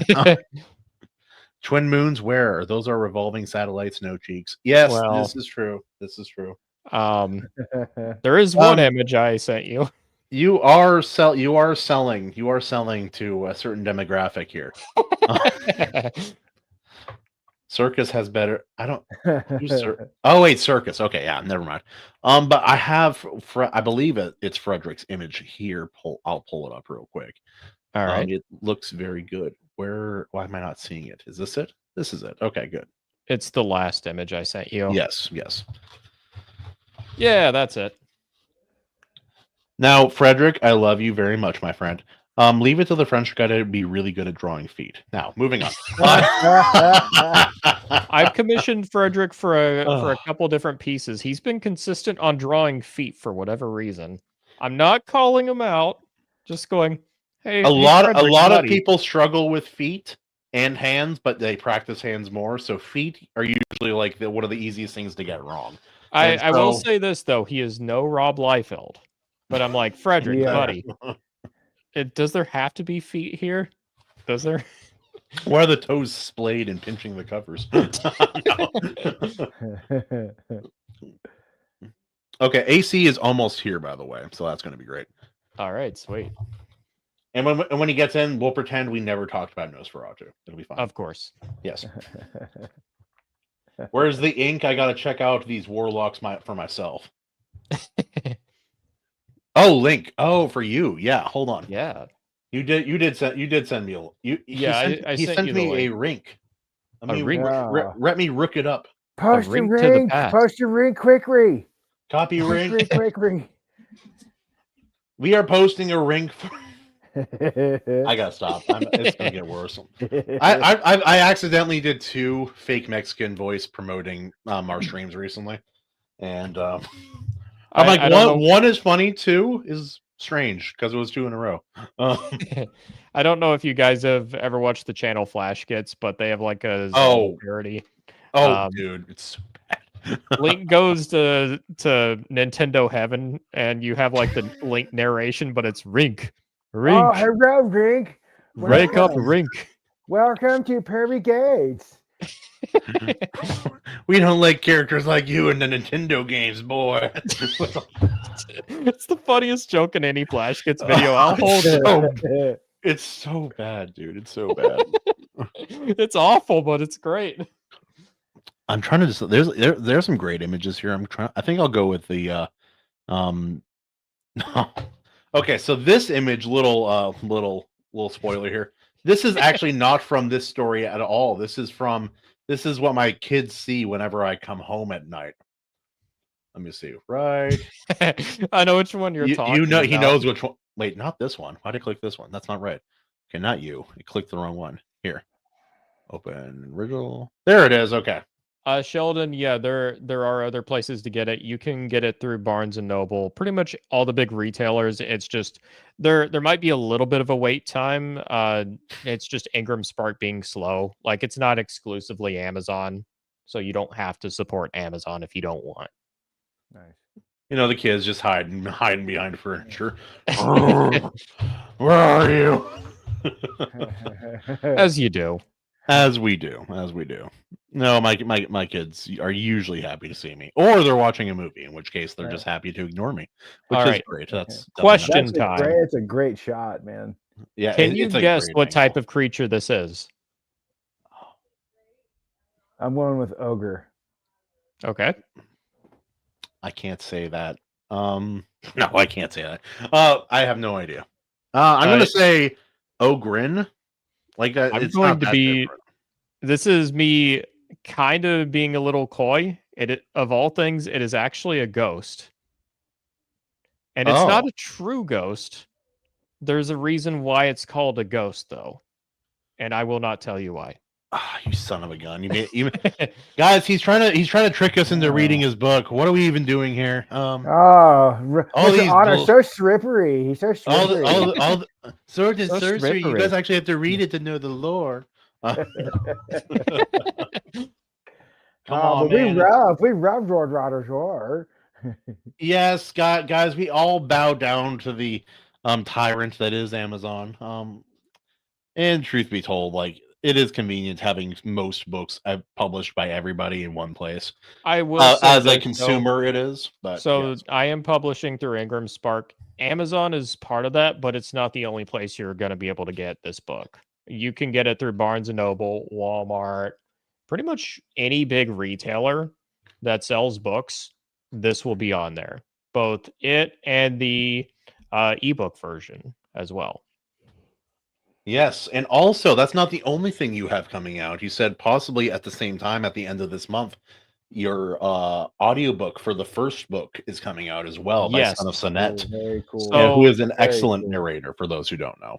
That is going to be Amazon exclusive, and that's just for marketing. For now, it's going to be exclusive. Later on, it is going to be sold to a wider market. But for the moment, it is going to be purely an Amazon purchase, and love it or hate it, that's just kind of the nature of the beast with Amazon right now. Which It is. I have a lot of problems with it, but on the other hand, it's like I've used other sources for audiobooks. There is none that is more user friendly than Audible. There just isn't. None of them are as user friendly. Yeah, I'm towing a fine line. It screws readers, it screws authors, it screws narrators, but it is easily the easiest one to use for almost everybody. I also ended up sharing a few videos with you guys of Sonnet's narration for Curse of the Star Raids, and I have to say I'm quite pleased with it. No, I'm glad. But no, you have a lot, and I mentioned this when I've talked to you about your first book, and that is that the images help a lot because there were a few scenes where the description in prose was not as detailed as say something more epic fantasy. Yeah, but I think Sword and Sorceries and kind of more pulp inspired stories like this really make up for that by using images. It's AC, you made it, my friend. Look, he's better dressed than everybody and much more dressed than I am. Okay, who brought the dog? Yep. How we doing, guys? Doing good, my friend. Very good. We saved all of the Nosferatu discussion for now. We didn't talk about it at all. I know. Definitely didn't finish it. I was here. I was screaming in the back. In Private Johnny, he's like, "Hear my voice." Yep. No, it was great, man. And you said you gave it a 9. That's a pretty good score. I did, yeah. I have to knock it for. There's a few weak scenes with like this dialogue in this movie is like S tier, but then you get a few scenes where it's like, what's going on here, And there's a few guilty parties. Like I like to think Orlok and Lily Rose Depp, Skarsgård and Lily Rose Depp are like the two top performers. But even they have a couple moments, right? And and it's just like a moment where you like fall out of it for a second and you're back in with them. The real major ones that have like issues. I'll be like, right back, guys. Just give me 1 minute. Okay, yeah. How dare he? The real issues were the rich friend character. There was a scene where he's like talking. It's kind of like a stage play, but then later on he like emotes in like one of the most believable ways I've ever seen. Like a male actor, like it's when he's lost everybody and he literally like his voice breaks for a second. He like gets a high pitch. I know you guys know what scene I'm talking about. He's like screaming. He's like, "Why?" And like his voice breaks and he's like blaming his friend. And it's just like as he's unraveling. And I'm like, I really feel like this dude just lost his wife. Yeah, it was a heartbreaking scene where I'm like, Yeah. you know where he's coming from, but at the same time, he's a very tragic character, and I'm by the end, I'm like, he and his family got it the worst of all, in my opinion. No, yeah, because they were just trying to help a friend. They didn't even care how poor he was. Like true friendship, like genuinely cares about the dude's wife. Wasn't trying anything fishy with her. Has his own wife, 3 kids. Like it was actually a really wholesome thing. But I don't know, if you look at each character, they all have their sort of like hubris that they ignored, right? Like Lily Rose Depp's character, she was kind of naive in a lot of ways. She hid her shame, as she called it, from people, rightfully so, as we find out, just the way every dude treats her, basically, except for Willem Dafoe's character. He actually listens to her, but like, yeah, like they all kind of turn a blind eye to something. Like, for example, the husband could have listened to his wife a little bit sooner or something and not went on the trip and stuff like this, even though Orlok was kind of already awake and on his way. But, you know, they all have these moments. But what I was trying to get at mainly with the dialogue is like each person kind of has a weak moment. Even Willem Dafoe has a couple like moments where like the line itself is epic. And it's Willem Dafoe, which is epic, but I can tell he's acting, which is uncharacteristic of Willem Dafoe. So, like, the fact that I noticed these little moments like that, I was like, it's not perfect dialogue, even though the good moments are really good. You know, like, Hey, I don't know if you missed this, but I will accept no criticism of Willem Dafoe. Yeah, I know. I was gonna say, careful, Willem man. Dafoe Careful. is perfect, okay? No, he Everything did great. does. He's a lot of people's favorite. Dafoe, He's a lot of people's favorite character too, to be honest, and like really up there for me. Rightfully so, yeah. I think Katie said he was her favorite too, and like, yeah, he's basically Van Helsing, does a lot of cool stuff.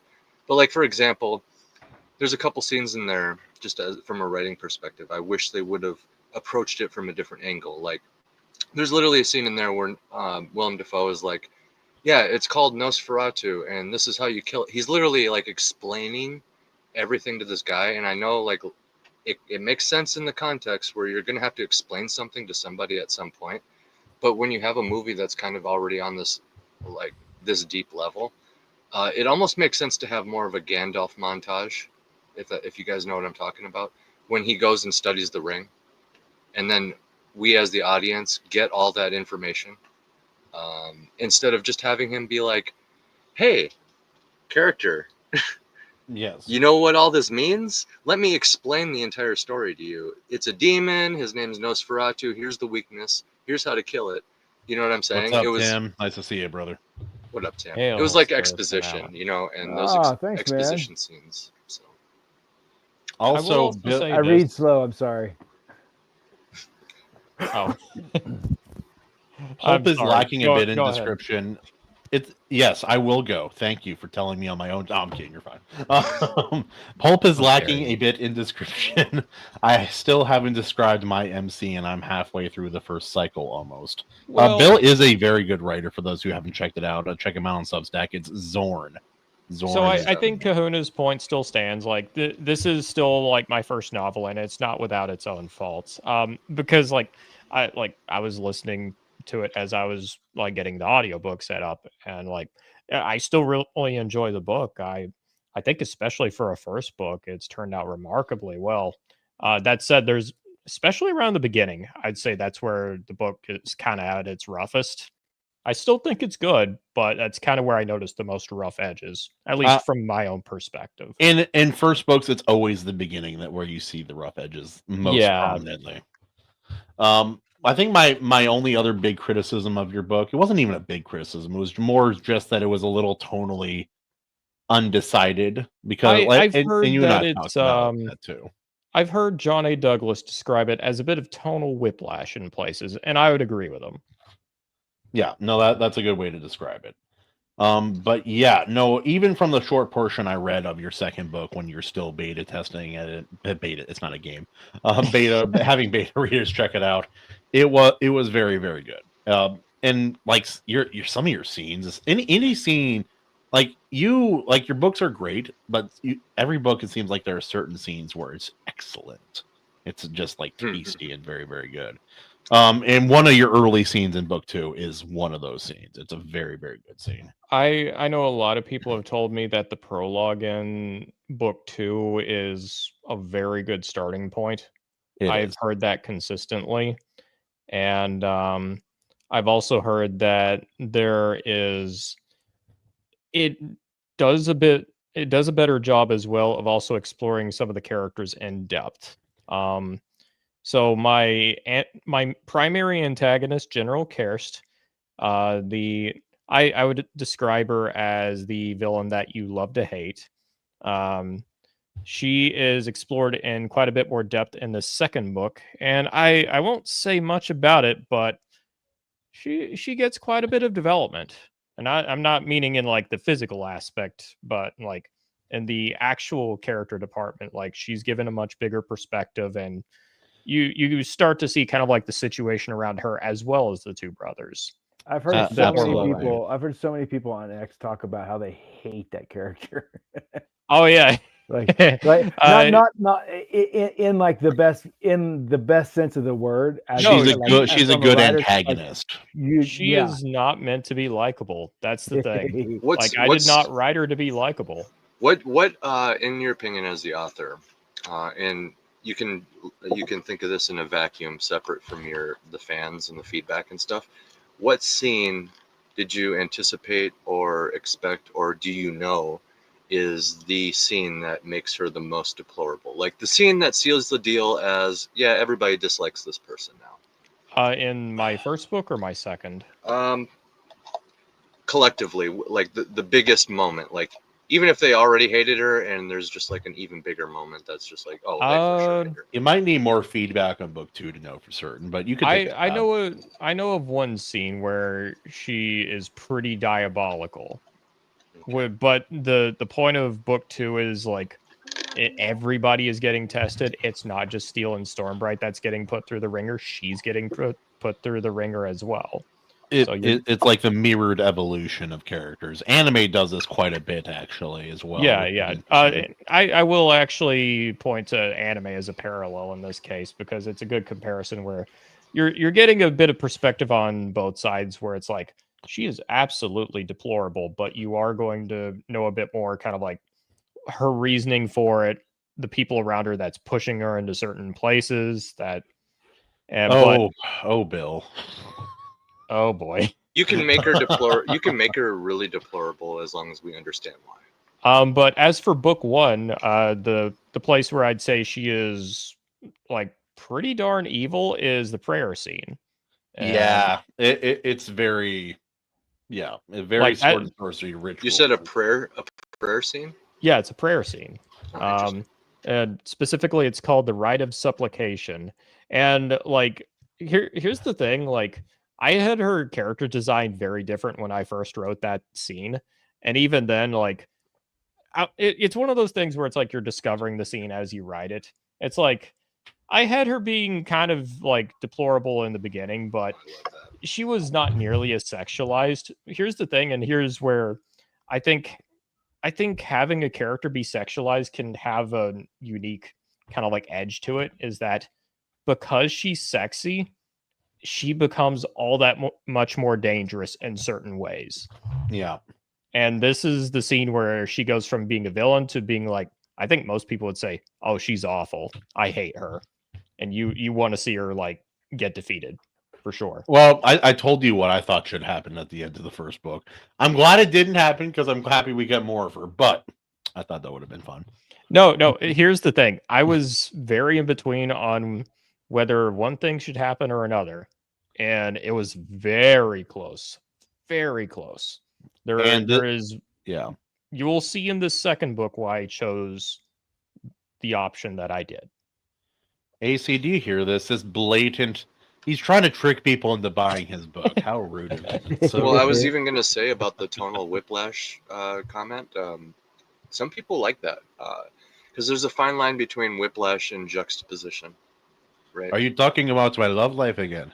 Yeah. So this is something that I think it could have been handled a bit better, but I'll use another anime as a good example of this. I'll use Hunter x Hunter as an example because I love that Holy anime. crap! Yeah. And that's a series where I think it has tonal whiplash, but it does it very well. Where it's like happy, innocent adventures until it becomes all about mafia drama and genocide. Goblin Slayer. I actually haven't seen Whiplash. Goblin Slayer. Dude, I episode haven't 1. seen it yet. Episode 1, just it's on YouTube. Go watch it. Those listening, if you do, viewer discretion is advised. But yeah, it goes totally from like super bubbly, fun adventure anime, and then it's like, now let me show you what the story's really going to be about. Yes. And it grounds you really fast. It's like literally the adventurers are like having fun, ooh, skipping along, woo, yay, and then you realize how stupid they are, and what kind of world this is. So. Bill I also McHugh really, is I really like asking- this image. This is such a quintessential sword and sorcery looking image. Yeah. There's two things I really like about it. One, it's like the ancient ruins, the eldritch creatures, the one man with a light in the dark facing it and trying to travel through it. It's like that's one thing I like about it. The other part is that this is where it turns into a smut book, and it's a really good scene actually. If you guys haven't read it yet. Let's just say the tentacles are involved, every single one of them. This is a very inclusive book. We don't set any tentacles aside in this scene. Oh god. Otter, you want to actually explain what's going on here? So I will say one thing: the enemies may have tentacles, but this ain't that kind of story. Okay, just throwing that out there. Oh god. So yeah, this is Stormbright exploring. So a lot of the second book takes place in one of the major cities that is relatively close by, but it has an ancient history, and he is currently exploring one of the deepest points where there are magic seals. Like the city itself is actually re-inhabited by humans. It was built by an older race, and that race mysteriously disappeared. And they have some leftover baggage. That's never happened in a fantasy story before. Never at all. It's totally not in a trope. single other fantasy. Totally not a trope. Also, I really want to see these magical seals. Do they do more than clap and bark, or?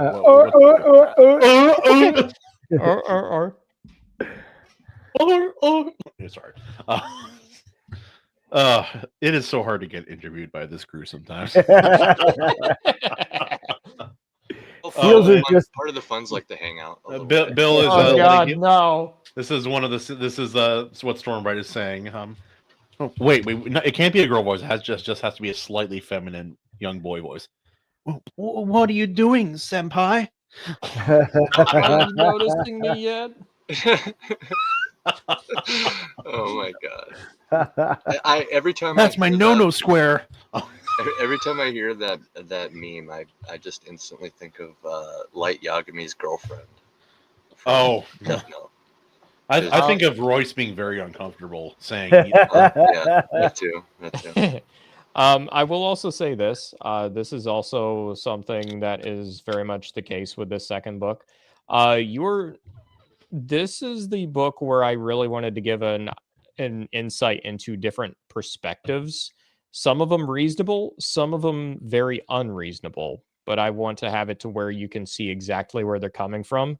No moral ambiguity. It's more just characterizing, where it's like the morality of it is pretty clear, but you can also see exactly where they're coming from.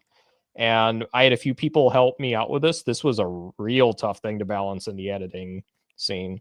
I got a few people, Billy Bob Sack, Gino, and Alyssa Hazel. All of them really helped me with this aspect of the book. What would Alyssa Hazel know about horror? Obviously not. I don't know. It's not like she wrote an anthology book or anything. Or 3, or mainly in horror. Yeah. I accidentally became a horror author because Amazon just decided to change it. They're like, we've read your shit. This is what it is. And I'm like, okay, epic fantasy horror. Okay, I'll take that. Hey, I'll take it. It's a little bit more detailed than just dark fantasy, right? It's like, no, it's like horror because there's some generally horrific moments, even though I try to be poetic with it. Is there any scenes where it's just like you tried to kind of like have this dissonance with it, where something terrible is happening, but you're trying to be flowery with it, or vice versa, maybe like something innocuous? I wouldn't say that I'm being flowery with it, but there is one scene where, so without spoiling anything, a character isn't in their right mind and they're being led into a place that seems okay at first, but things go south very quickly. And then all of a sudden they're in a very bad state, both in body and mind. And really bad stuff is going on around them. So it's like, it's not so much dissonance, but the case of like, that you've stepped into a hornet's nest only after the fact. And it's like, oh, I'm not getting out of this without some stings, aren't I? It could be worse. I've realized it was too late when the bee was already in my mouth. Not a great feeling to have, by the way. This is bad. This is really, really bad. Sucker Really stung me bad. on the inside of the cheek. Ugh. And then I'm all Oh. swollen. Look at my face, all swollen. Swollen Kahuna. Yeah. Look at my swollen kahunas. are you allergic or are you just happy to see? I am not allergic, thank you. Like they call me the big white wave in Hawaii. Huh? The big Imagine if I white was wave. swollen from a bee sting. Yeah, no, horror is a great. I don't always like horror when it's like that's the main thing. I like sprinkle a little bit of that horror in the story, though. I think that can be Yeah. very effective. So I'd describe this, it's kind of like, I would describe it sort of like Thief level horror, if you've played any of the Thief games, or like I have played Thief one time, a long time ago. one time. But yeah, very much kind of like Cloak and Dagger, dark urban fantasy type vibe to the horror. That's how I'd describe it as. Very spooky, very fitting for Halloween, actually. That's partly why I marketed it for Halloween. But yeah, so it's not completely a horror book. It is more, I would call it more of a dark fantasy continuation to a sword and sorcery saga. It's still sword and sorcery, but it's taking a little bit of a different flavor for the second book before it shifts to another flavor for the third. Yeah, and Oh, that's cool. that's That's cool. that's something sword and Yeah. sorcery, especially ongoing series, can do. Is you have like one book will be a little bit more of this or a little bit more of that. In recent times, like Scardy, the Wandering Sword, some of the books by Eric Wagg, very good books, by the way, if you haven't read it. Citadel of Seven Swords, highly recommend. Very good modern sword and sorcery. Cool. But yeah, some of his other writing in the same series, yeah, it's a bit different. It's like look at Razor Fist, book 1 and book 2 in the Long Moonlight kind of series, or whatever you want to call it. Drastically different from one another. Yeah, very much so. Also, tasteful nudity. Very No, tasteful. that's gone. It's gone. Or banned. Band. Yep. Demonetized. The ban hammer. Not the cheeks. Damn it. Not the cheeks. That's Those are your dot twin moons. cheeks. Das So cheeks. this is what they mean whenever they say twin moons. There are twin Yeah, moons on yeah. this. I see 3 moons on this page. You can't see it from this angle, but he also is not wearing pants. Oh my god. He's just like, I just thought we should match. My God. I don't know what he sounds like. We got to give him a voice, like kind of silly, sinister. I just thought we should match. It's gonna be wonderful. Bounce on it. No. Oh my god, yeah. I'll just Yeah. give him the Mr. Garrison voice. Gosh, children, well, this is quite a who-dicky surprise. Oh my god, that would be hilarious if this character. Oh my had god! a Oh, my sweet dear, where did your clothing go? Oh dear. Also, that's Oh, what my. they mean when they say twin moons. Yeah, yeah. Where's Mr. Slave? Doth the night of the fullest, doth the night hence the fullest mooneth appeareth? Yes, that's how. Full That's how. moon, You, I'll say. I'll be right back. oh, bye, AC. Bye. Bye-bye. And when he comes back, we all have to say, and somehow AC returned. Somehow.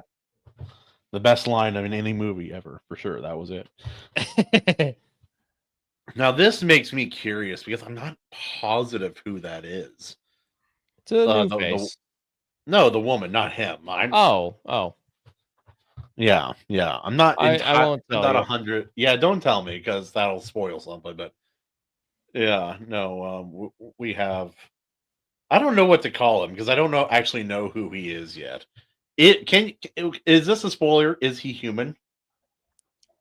Yes and no. I knew you were going to say that. I mean, look at that dome, man. He's not fully human.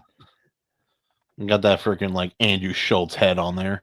I can tell you where he's from, though. It's Itchy Cube, isn't it? And I'll actually be a bit more descriptive. He's from the shadows between stars. Oh, That is more descriptive. Equally useless, but a little more interesting. No, I like that. It makes him. He's an otherworldly entity. A little bit, yeah. Just a little bit. You cheeky bugger. I can't wait to read this book. I am genuinely very excited to read this book. Yeah, it's been one of those cases where I've been corresponding with Neutron Boar and Frederick, and both have been excited. Neutron Boar has told me several times that he's gotten a really good feeling while working on this one. He's like, I don't know what to tell you, Otter. It's just I'm really excited for this one. I can't tell you much more other than it's just a feeling I got. I'm like, okay, Cool, I hope I can awesome. deliver. Like I'm We're going to confident in set it. very high expectations just so you can fall short of them. So insanely high. Don't remind me. It's okay. It's like I enjoy that more and more of like people I know in this kind of indie space are writing good sword and sorcery. And like some are more serious, some are more silly, but I enjoy it all for what it is. As long as it's well written, I have a taste for both when I'm in the mood for it. Was he so excited he just could not hide it? Well, All this talk about hookers and Uranus and no comment. oh my goodness, we have a fun chat. We have a fun chat. My answer to that, Bill, is no comment. You will find out. He's like that moon. That wasn't. That's not a moon. That's no moon. Those are my kahunas. That may be no moon, but I can't stop staring. Oh my goodness. So here's a question, Otter. Do you have any other writing ambitions in the near future? Something besides the Steel and Stormbright series? Very good series, and it takes a lot. It's demanding. It's hard to write a book like this and have it be good. But do you have any other series or one-off kind of books that you would imagine yourself publishing? Funny you should mention that. I'm working on one right now. It's part of the NaNoWriMo challenge, even though I'm saying fuck it to that site because I refuse to use that site. But it's still a self-imposed challenge. Justified. Yeah. So in between book 2 and book 3, because I don't want to just write Steel and Stormbright. I want to have a bit of variety in what I write.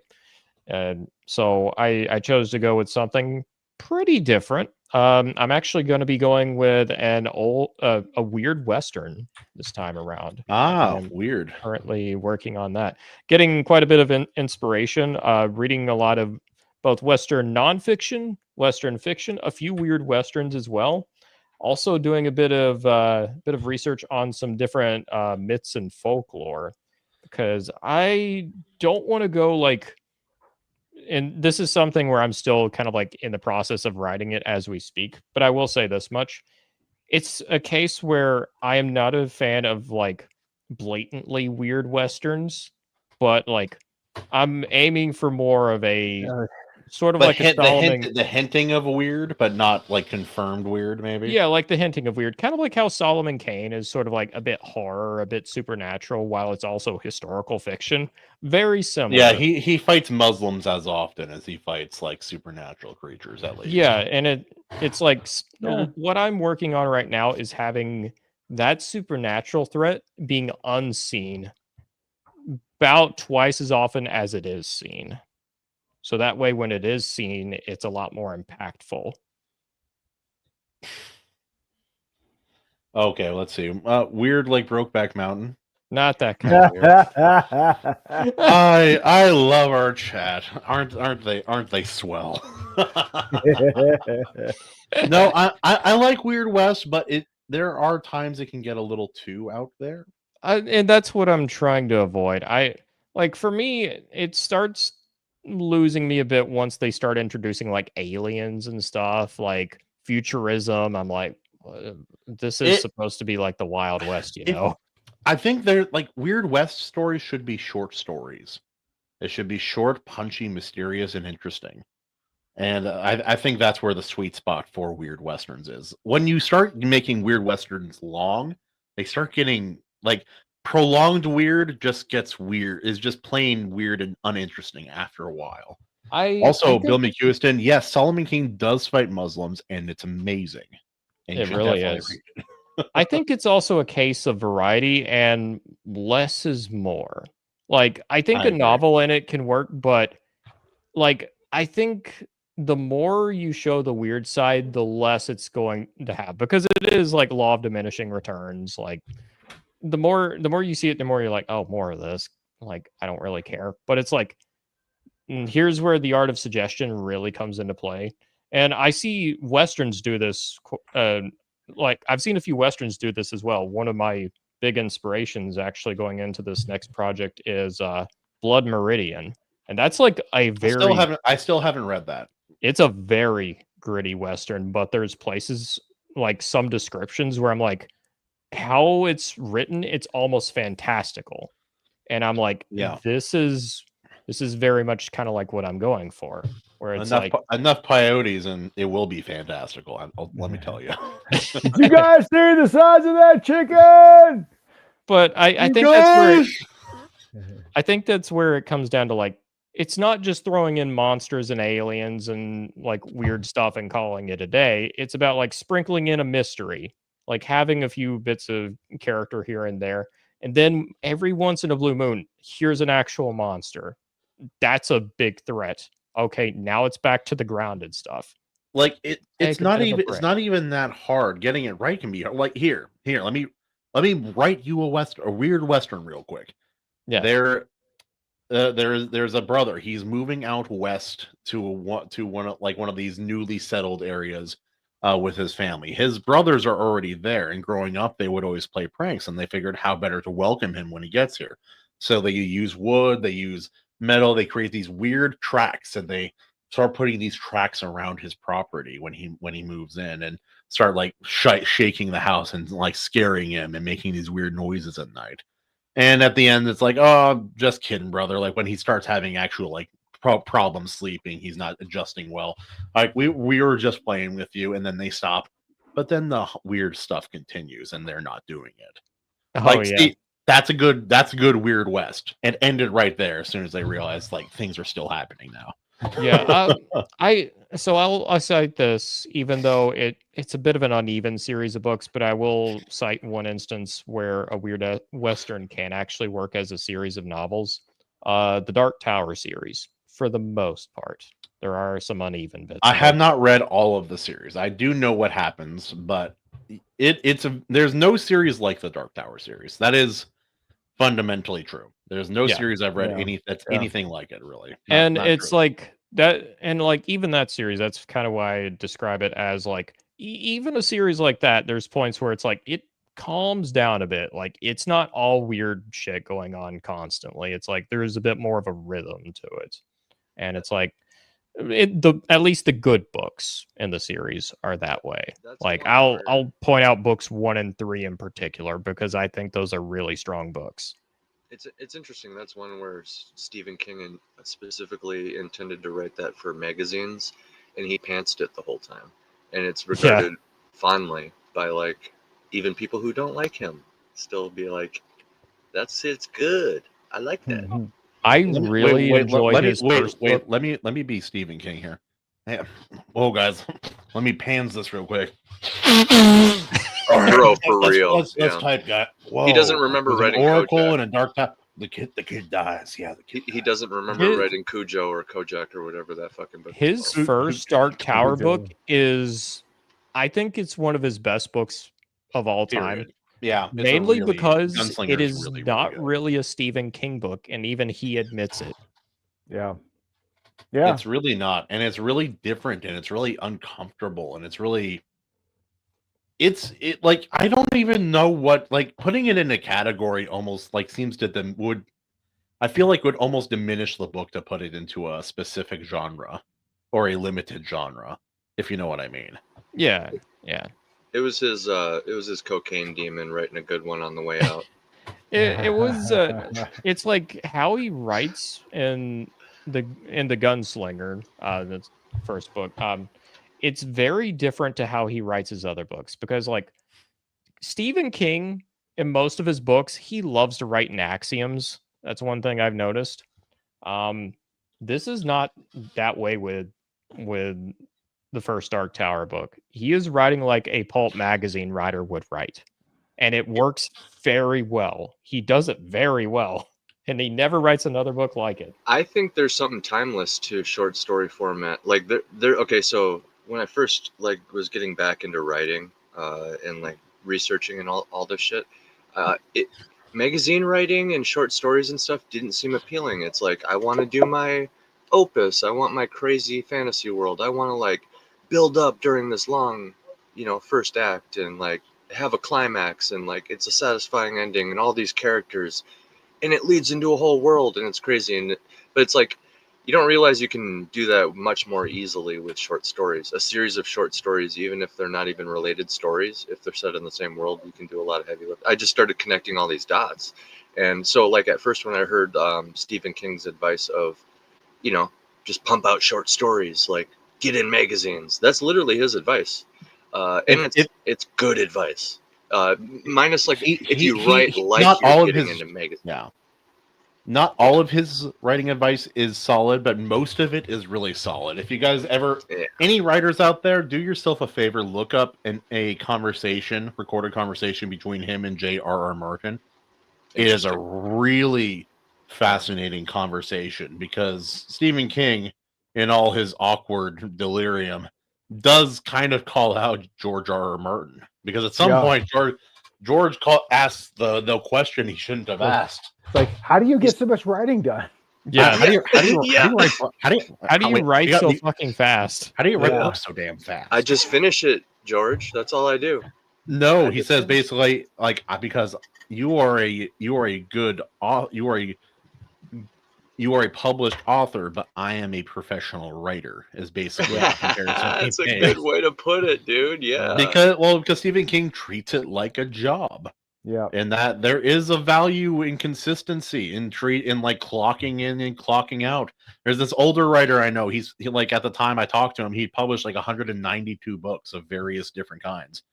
And he's like, I go out to my office. It is not in my house. I get dressed up like in a nice dress up nice, and I go out there with my stuff. I have scheduled break times. I have scheduled calls and things that I do. And I've scheduled writing time. And when I'm there, I write, and that's what I do. I'm like, that's really smart. That sounds amazing. Oh my god. AC's like, please. All right, who brought the dog? That was me. Sorry. Sounding slightly East Coast there, Jarrod. Who Oh, yeah. brought the dog? Where's the dog? Where's the door? Oh, there he is. Oh, whoop-de-doo, there's a dog. And I'm not sure what's happening here. Well, listen, fellas, I gotta sign off for the night. I've got things to do, kids to put to bed, and then I've got more jury duty tomorrow. I passed off the kid duty tonight to my family, which is very great.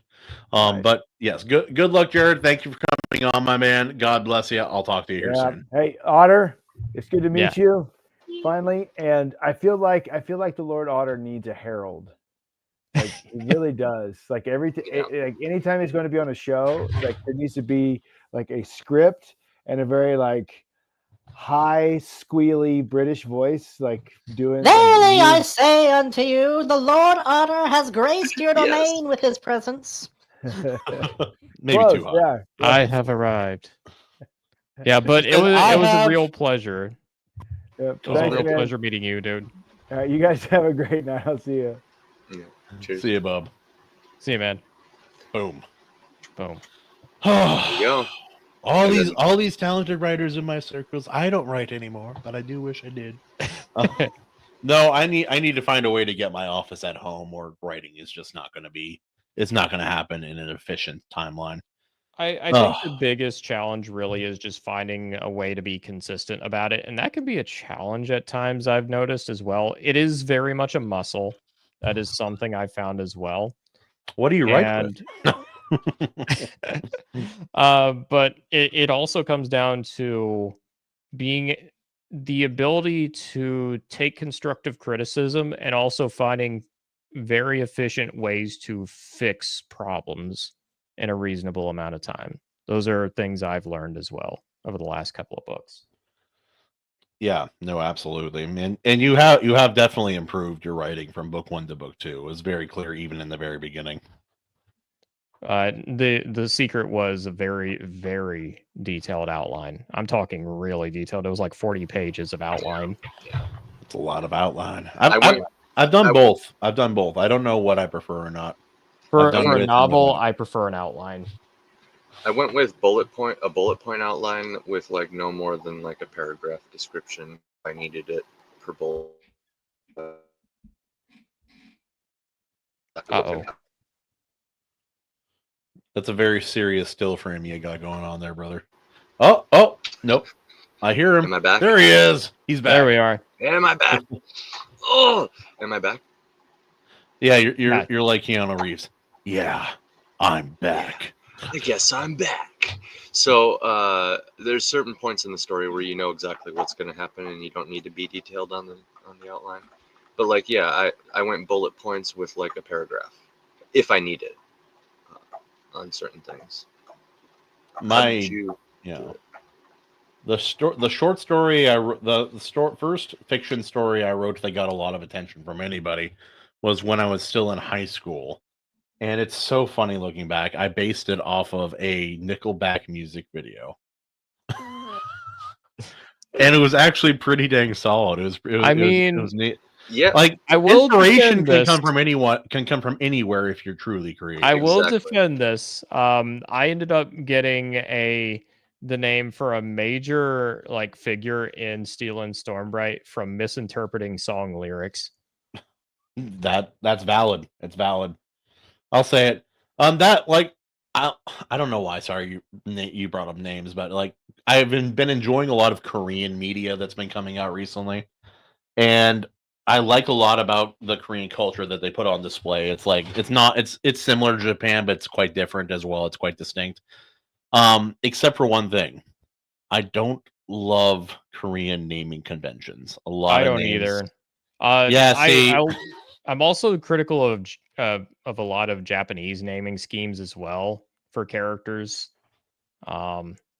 because a lot like if you watch a lot of like if you watch or read a lot of Japanese media, they name a lot of characters after food. It's one thing. That is true. I didn't think of it, but yeah, absolutely the case. Yeah, sushi totally sounds like it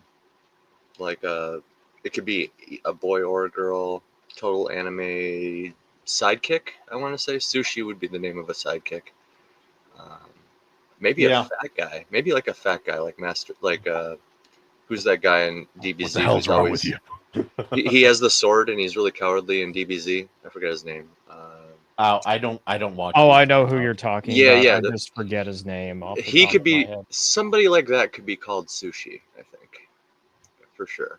I can see that. Yeah. Yeah, but on the outline thing, Bill McHuston here says that he outlines and then deviates in his first and second drafts.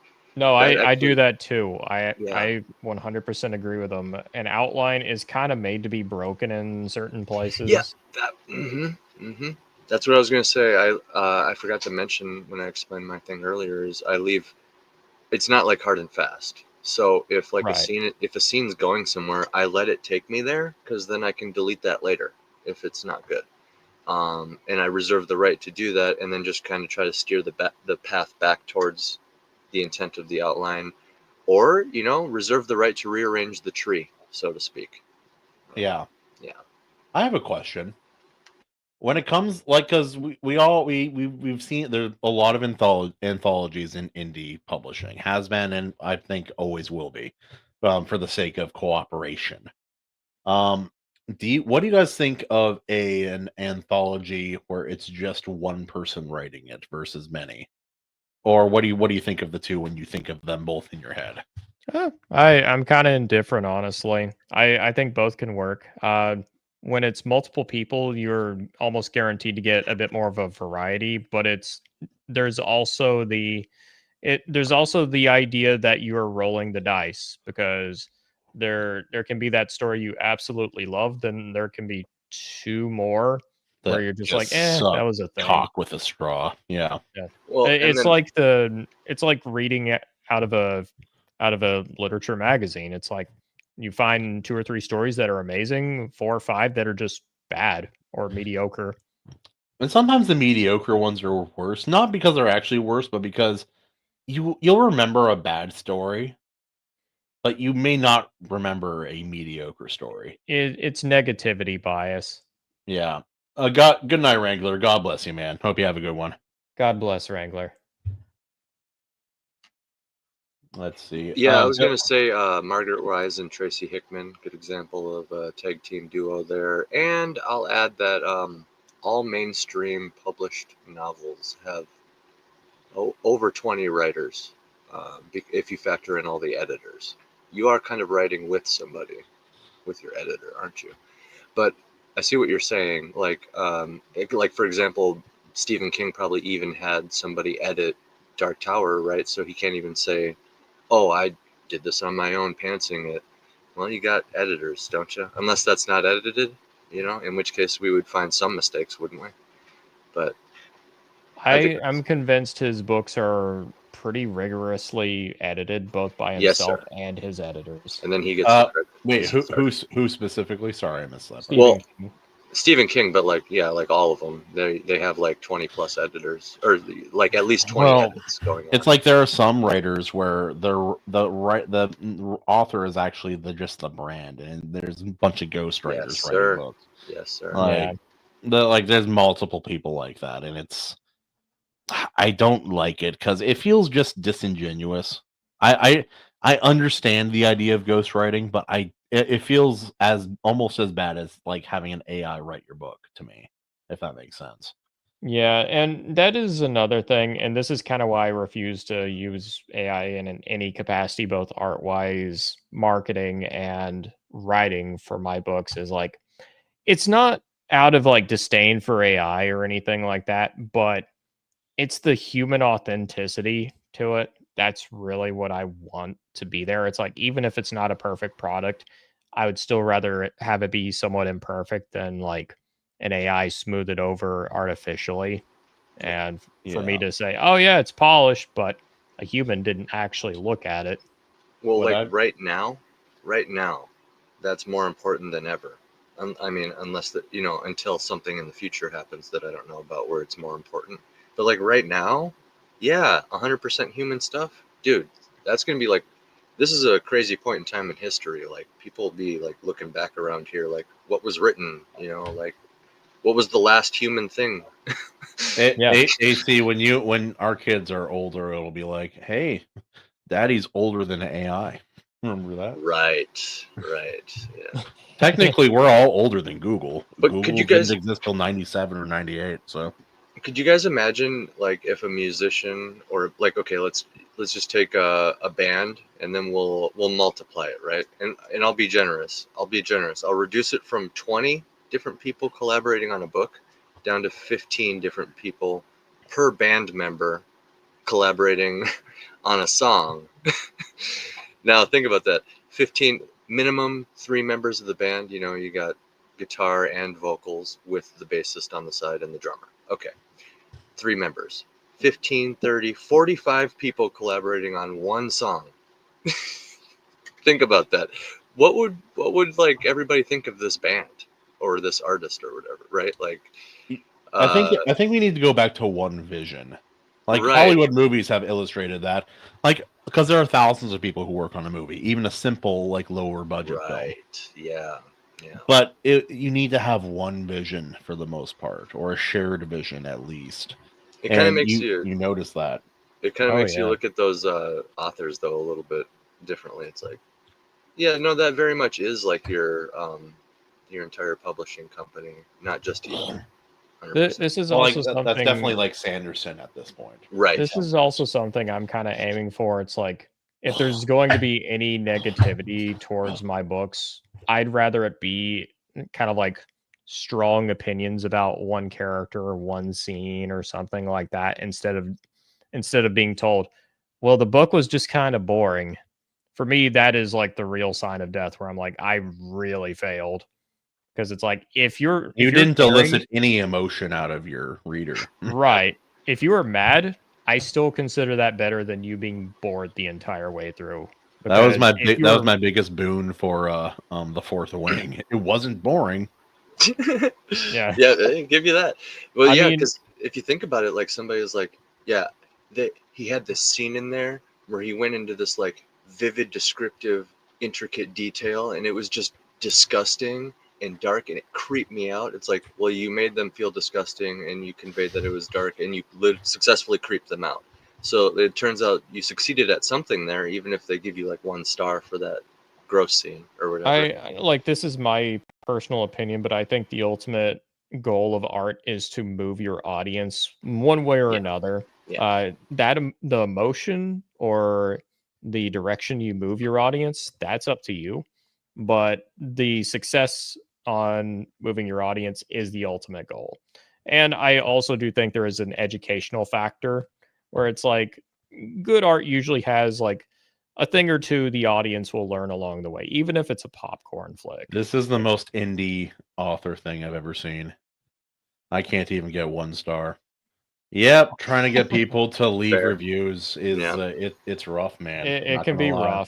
rough. This is kind of why I am adamant about, as much as I hate it, I'm adamant about staying on X and Twitter. That is one of like love it or hate it. That's one of the best places to market your books. Yep. My problem is I don't have a product. I just sell myself. Wait. Like don't get me wrong, I like Substack, but the problem is that a lot of the people who are following you on Substack are already aware of who you are. Yeah, that's really it. Yeah, and I mean, you can maybe get a few people. There are people who will be paid subs, but then now you're kind of like a newspaper writer in a way, where you're kind of managing a website and feeding content, and it's kind of like the same as being a YouTuber in a way, except you're on Substack because you got to provide Yeah, content. and I will be a little blunt. I kind of view that as a little bit of a trap, unless that's what you want to do. In that case, I have like no qualms. But Right, that's fine. Yeah. the trap I saw with Substack is, and like I got pretty close to being in this a couple of years ago, where you kind of get trapped in a cycle of, well, I got to post like weekly or bi-weekly to Yeah. this fan base who always reads what I do. Am I getting any kind of like viewership outside of that? Not really. I'm just placating who's already there. So give them a Yeah, live stream. there's a circular aspect to Twitter and Substack posting. Yeah, I don't mind it because I'm aware of it. It's like for my YouTube contents, I sometimes try to be serious, but mostly I'm just trying to make something short, quick, that's going to make someone smile or laugh during the day. Yeah, And that's enough for me. I feel I've met a few people who have kind of cracked that code where they know how to grow their audience, and it's still something I'm kind of learning at myself. I've stumbled in a couple of places, but it's something where I'm trying to learn at it at the same time, because I do want my brand to grow, and then I do also want to improve as an author and hone my craft more. So it's kind of a balancing act between the creative side and the business side, and that can be a little bit of a precarious balance at times too. Yeah, I know actually how to Being grow. provocative and contrarian will get you more attention Yeah, on social It's media. true. Yeah. I've know tried how- that. I'm not the best at it. There are Yeah. others who are very good at it. I'm good Well- at it, but it's just not what I want. What I'm about. It invites an environment where you need to kind of be ready for it every day. Yeah. And some days maybe you're not feeling combative. But what I was going to say is I actually do know how to grow on X. I used to have 10,000 followers on my old account back in like my music days. I deleted that though. And then realized I wanted to get back into writing and stuff. So like, oh, maybe that 10K might have helped out right now. But the problem with it is it involves a lot of work. You kind of become, okay, so I say YouTuber, well, you'd kind of become a Twitter user or like a Twitterer. I've seen that too. You and become a it, slave a little bit. You have to finally groom it every single day. You have to like look at the maximum number of people you can follow. This is the guaranteed way to do it. The maximum number of people you can follow every day. You follow that many every day. The maximum number of people you can unfollow. You unfollow that many, once a week. And you target all the people who didn't follow you back, and you just keep going with following and unfollowing, and you engage, and in between all that, you're leaving comments randomly, and just interacting in a lot of different spaces. Kind of like John Douglas does this perfectly. He understands. He is a master class. Yeah. He knows. yeah. But the guaranteed way is the follow unfollow thing, because and I mean, like, that's actually more valuable now than it That's just was data back in and my- analytics. That's just like Yeah. knowing a system. Yeah, I exactly. don't know anything. Yeah, but I you just- can I get just- you can get that shit all the way. And my old bandmates, they were actually racing to 20K, and they both reached over 20K. And I think the vocalist won, the singer. But essentially, you can get to like 20K, let that sit for like a couple months, and then basically declare war and just unfollow everybody down to like only the people you know, and then just let a few thousand people hemorrhage off that notice, and they don't follow you anymore, and then now you have like 15,000 followers, and you're only following the people you know, and then you just leave it like that. That's a But way then- to do it. And then you have the numbers, right? But then do you have that organic reach that like someone like a And John do Douglas they has? actually like you? Are they real? They don't know you. fans? Well, yeah, that's the thing. Right. depending on how you do it, they might know you in the John Douglas way, because They don't somehow- know me, but they've seen me shirtless. Yeah, yeah. But Well, yeah, this is kind of where I'm sort of split on that whole approach, and I know we're kind of diverging a bit more into X talk, which I mean it's perfectly valid. It is part of like being an Promotion. MB for sure. I'm sort of somewhere in between where it's like I do like to engage a bit. At the same time, I sort of like my account doesn't grow quite as fast as some others. At the same time, I'm like, is that a bad thing though? Because some No. of this is like drama farming to a certain extent. Yeah. And I'm like, do I want to be known as the drama farmer? Like, no, I'd rather be known as an author who Right. makes good Yeah. books. And I'm Well- like, so maybe growing a little bit slower as a X account so I can just release my books over time. Maybe that's a good thing. Perhaps. I do want to address something Bill asked earlier, and I got to use the right voice. Let's see. Also, it's been a couple of weeks since we last saw the Evaleighmusic. Is he safe? Is he all right? I was about to ask about Eveleigh. He is completely fine besides Yeah. playing a Canadian sport. Besides that, he's completely fine. and his opinion of Highlander. Yes, and Rocky and most movies. Yeah, No, he's fine. He's taking a bit of a back seat He'll show up occasionally, and if we do a special, we may do a hockey movie special here soon. Yeah. But he's just been a bit more stressed with work and things of that nature, and he had to put more energy towards that. And I understand that completely. The dude turns out has an extremely active and busy life, Yes. and like a wife, and the whole 9 yards. So and like a wife, yes, and like a wife, yeah. yes. Speaking of Evaleighmusic, he made a wonderful song for me, which He got did. made into a trailer. Good at that. We're coming up You wanna towards play the it? end here. I'll look it up real quick. Let me get out of this real quick. I sent it to you over Discord. I downloaded it too, so it should play Yeah. better ideally. Let me see. Shouldn't be any Let me lag. see. We have hopefully. Iron. Wait, what the hell is that? Let's see. Recent downloads. I let me see. We had General Cares Generation by Sonnet. We have Curse of the Star Race trailer, and we have trailer October 31st. That's what we got. I have one of my. There's so many good lines in Nosferatu while you're loading this up, but I have. I actually tracked down a complete, like it's one of the longer lines he says. Check this out. I don't know. I love the way he phrases it. He's like, so you wish me to prove my amity as well? I leave you 3 nights. Tonight was the first. Tonight you deny yourself, and thereby you suffer me to vanish up the lives of those you love. Upon the 3rd night, you will submit, or he you call your husband shall perish by my hand. No, till you bid me come, shall you watch the world become as naught. Like he just like, you can tell he's like speaking broken English, but it's also still epic. Like he can't he can't find the right words, but you kind of get what he's saying. I'm gonna vanish up the lives of those you love. Oh, it's like Google Translate almost. For one, it's kind of locked into the time period too. He's saying it a very like dramatic and poetic way. Yeah, it was like, and then that scene is so heavy too. And then like I think right before I would that, almost like to see one of the like either Dracula or Nosferatu as like a stage play. If done well, that could be really cool. Yeah, see, wouldn't that be cool?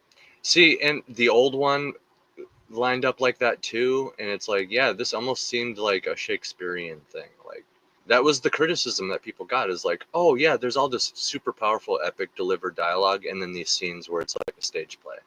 And it's like, okay, well, it could be a stage play then, I think. Yeah. All right, real quick, we're going to play the trailer for Monsieur Otter and his smutty little story. Yes.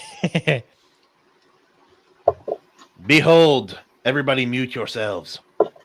I'm muted. Bet your ass. Hold on.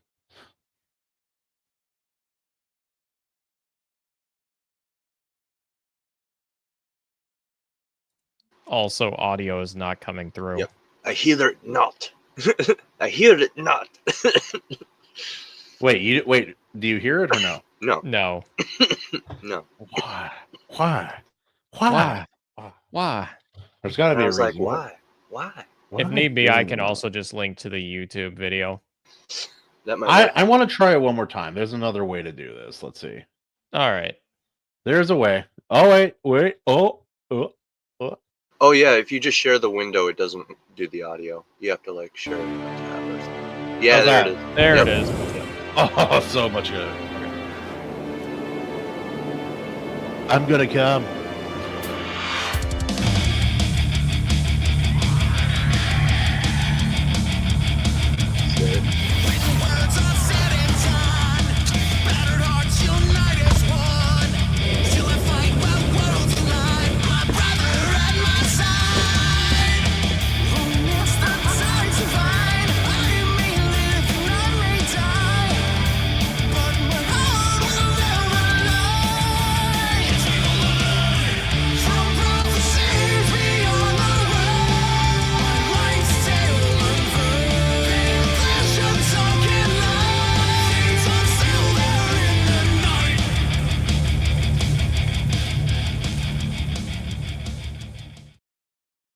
Holy hot damn, Evaleighmusic. Evaleighmusic really hit it out of the park with that one. You He just, slay. The chugs were noticeably chunkier. Oh, dude, I love chunky chug. chugs. Yeah. He was makes my soul feel something. He was very generous to let me write up the lyrics. He got to tweak and edit it, of course, but I feel pretty proud with saying, that's my first time writing lyrics. It didn't turn out bad. I like writing lyrics, but sometimes when when you try singing it, you're like, no, that ain't gonna work. Oh, let's change that. Emily did have a couple moments where he's like, Otter, are you sure we need it written like this? You might want to add this, cut this. I'm like, yeah, you got a point. You're right. Let the expert do his thing. It's not as complicated as my song where he says Ultimate Kahuna about 800 times in a row. Not as complicated as that. No, I do love the intro he did for me. It was so good. That's such a great trailer. Did he put together the trailer too, or is that edited that by, was actually James Esparza who put together the trailer. Oh, it's so good. Shout out to James. James is the GOAT, dude. He's so good at putting stuff together like that. World without end. Is. World without Shameless plug. Yeah, he's selling otter plugs on his site. Otter plugs, yeah. Otter plugs. And 1,000 otters were impregnated that day, that evening on the Iron Seas. All of the lady otters came a-coming. They came a-coming for the Lord. Right, clams are smashed. More otters remain. The clams were all smashed across the belly. And then came 1,000 otter seamen from the sea. Yep. Oh, dude, that reminds me. You have that otter song on Now That's What I Call Iron Seas Guests or whatever we did a while back. No, I said, wow, that's what I call guests or something. Wow. Wow. But that damn otter song was really good. Let me pull that up. Also, I don't know how AC on the media assets, it's not letting me scroll and it's driving me freaking bananas. I don't know what happened. Oh, what? I know. Also, here's Justin for all those who don't know. You like that? This is the image we have of him for our show, and he's the least screamy guy in our entire group. It's pretty great. Yeah, it's great. I love it. And he's still the face of our reviews, I think. The reviews playlist. I decided to make Screaming Red Eye Justin because it's kind of like we're screaming the review at you in a way. Like, oh, this movie made me angry. Yelling Justin. Also, not to get off topic here, but Randy Holcomb, you said, I'm going to give you a nice distinguished voice. I am curious to know what inspired the name Iron Seas. Rather peculiar. Good question. It was during a discussion behind the scenes. It was, I think, Justin wasn't part of the group yet. I added him later because it just made sense, and he's always a great fit. He fits in great wherever we put him. It was Andy, Joe, and I at the time. We were talking about the show and like what it should be called. And you guys had a couple ideas, but none of them were just hitting quite right.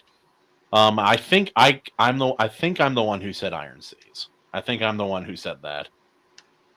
Yeah, it's I think part of it was like the fighting theme, right? And so like if we're like judging movies and books and stuff, it's like rough seas. I think there's like some of that in there. And then I think I made an audio of like a captain because like we kind of thought pirate theme. Yeah.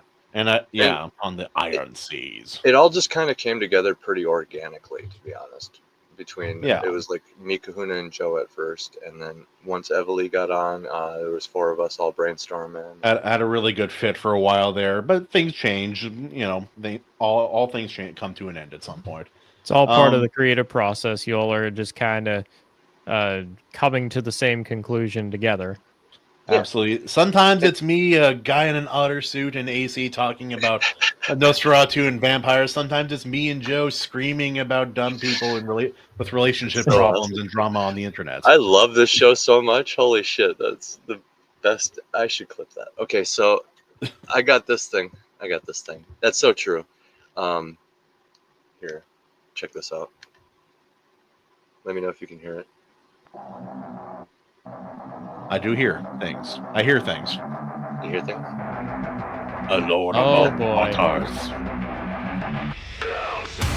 Oh yeah, we'll just jam to this while we talk. I'll turn it down. But Man, I miss my hair.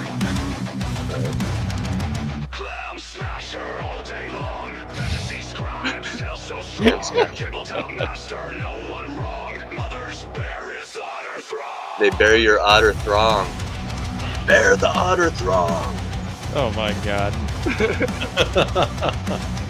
Oh, dude, I love AI music when it's done well.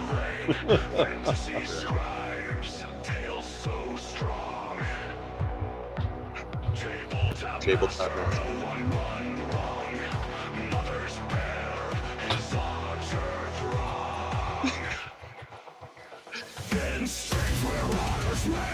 You get the idea. Oh god. I know. I actually legit listened to this kind of on repeat after I got this album together, and your song stuck out to me. All right, let's pause that, AC, if we can. If we can. If we can. That got the gist. Pregnant otters, we all get it. Very gay. He's got the throng. So gay. Many such cases. Yes. I will not stop harping about that tonight. I do not apologize. It's a great line. All right, so we'll play one more, and so I'm gonna Otter.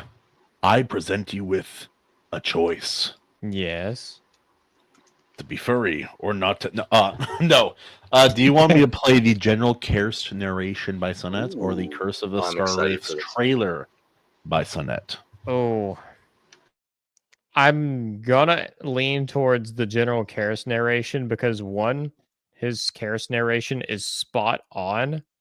Is it better than mine? Is it? You can tell me. It's fine. Two, it is also a part in the story where it's like, yeah, you can hate her. It's fine. Don't worry about it. You're free to hate her at this point. Go right ahead. I'll allow it. All right, ladies and gentlemen, prepare yourselves. I'm excited.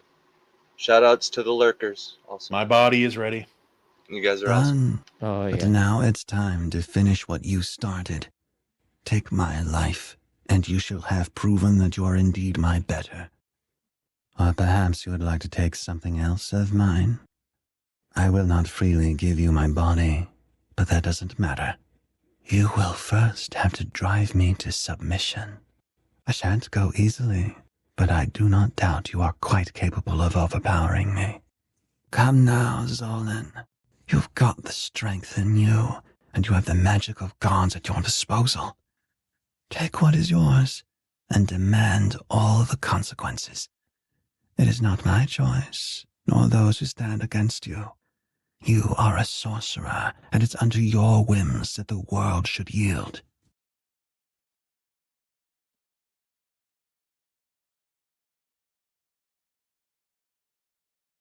And so whenever you ask why people hate General Kerst, that's a really good reason why. Yeah. Yeah, I asked that earlier. Oh, Kahuna, you're muted. Mute Kahuna. Mute Kahuna. Yeah. I was making sexist jokes, and you all missed it. Oh, damn it. What I said was, and women in the military. Yeah. Among the reasons to hate General Kerst, that's maybe the most compelling. Yeah, I asked that earlier because I bounce around in my novel with my protagonist. With I think Alyssa Hazel is now just hazing me, saying that I into girls that just want to kick the shit out of me because of General Kerst. Yeah. And I'm like, I don't know about that one. Whatever. I need to finish reading her anthology book. It's a mix. Some of her writing is quite enjoyable and really, really fun. Other ones I'm like, I don't know, but this cryptic middle school poetry maybe isn't for me. So I've actually been fortunate enough to kind of like beta read and proofread some of her stuff, and I will say this: with each book she's done, she has improved a lot. Now I'm talking a lot. That's a good sign, because I've seen some authors where their first work was it's like some musicians. Like I've seen some people, it's like their first is their best, and it's never reached again.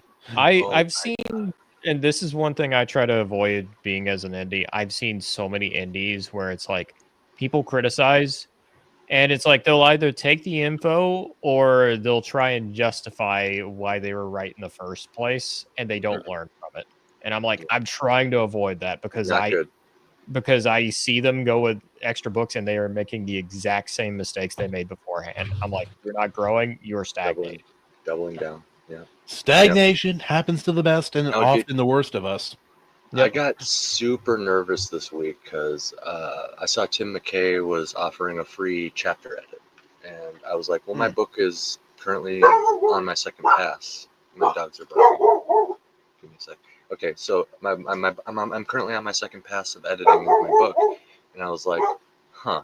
So I offered it to him, and he was like, "He's like, yep." I was like the first one to respond, and I laid out all the unique chapters, the standalone ones from different point of view, and because I figured those would be kind of like their own short stories in a way. Yep. And he chose one, and I sent it over, and I was like, "Fuck, dude, this is before Mortal Descent," because I wrote this when my wife was pregnant with both my kids, and now my kid's like 3, so yeah. Sorry, it's been a long time coming. Yeah, no, I am curious to read your full novel. And for AC, I did try reading some of it, like in ebook form, but I'm sorry, I don't know what it is. I can't do it anymore. It's not any like because I started beta reading Otter's book, I started doing Christman's, I started doing yours, and I couldn't do it. It was too For hard. one, I'll say this: beta reading is more demanding than you think. 2, ebooks are kind of shit. Yes. I actually like the beta reading part. I used to I beta read and offered like many pages of notes back in the day before I had when my firstborn was alive, and I didn't have 2 kids and I was married. Different time of my life, but it was just like I did that a lot for a while back when I first got into indie before I took For a me, break. it depends on who I'm beta reading for. Some, it's like I have no problem beta reading, where it's like, oh yeah, I'm fine with giving story advice, some line editing. It's like you're doing good, but I like this isn't right. Typo here. Like this could be worded better. I'm not the biggest fan of this part in the story, etc. But I've also come across a few where it's like I'm like commenting like every other line, and I'm like, oh, this is a slog. This is a slog.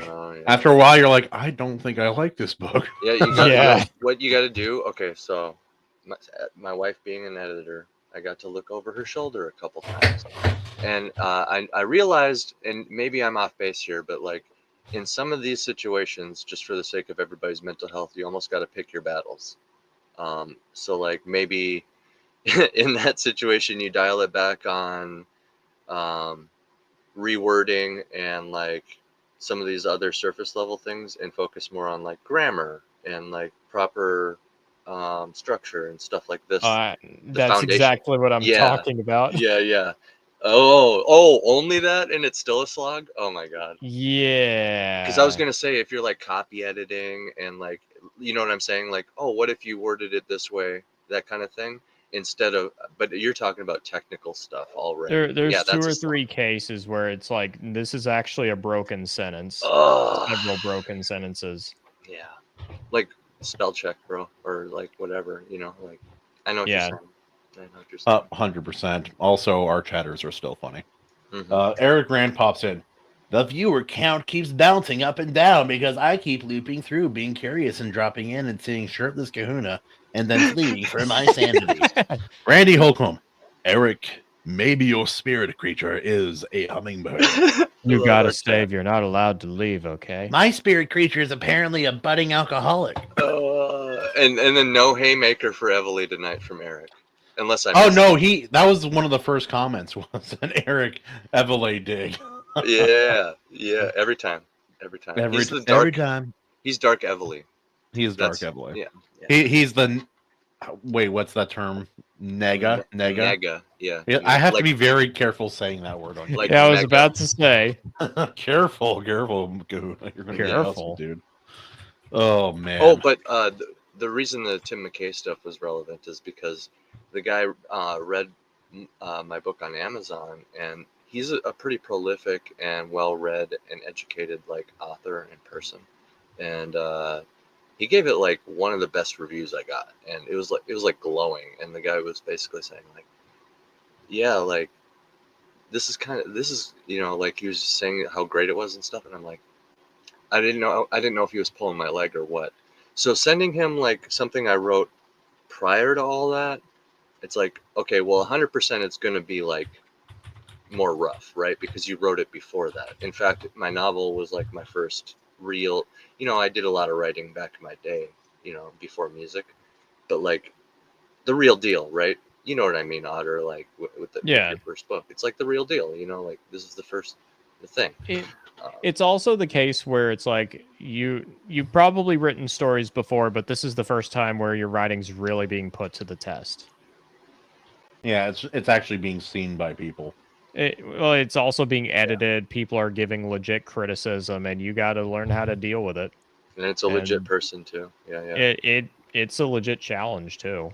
On top of that, like learning how to deal with criticism, learning which lessons to learn, which ones to ignore. Dude, every time I see I have another review, I kind of like I brace for a punch. I'm like, okay, here it is, and then it's like, same. It's not there yet, and it's like, oh, okay. Like I'm kind of that way with. You cry reviews. For an hour, you get back to it. Yeah. I'm kind of that way with reviews where I'm like, it'll be a positive review, but I'm like, man, one criticism, I'm like, man, that hurt. I'm waiting for it. I'm just just waiting for it. I'm waiting for like the real like rough criticism. I'm gonna say and it's something. Like somebody's not gonna like it. I will say this, and I'm actually quite proud of this. At least so far, I have not had any reviews for Curse of the Star Raids that have dipped below 3 stars. I don't know how to feel about that. Like generally, I am happy about it. Yeah. But like, what does it mean? Like, is it? Well, that means you're not provocative enough. You need to get the hate review where it has nothing to do with your writing and everything to do with you.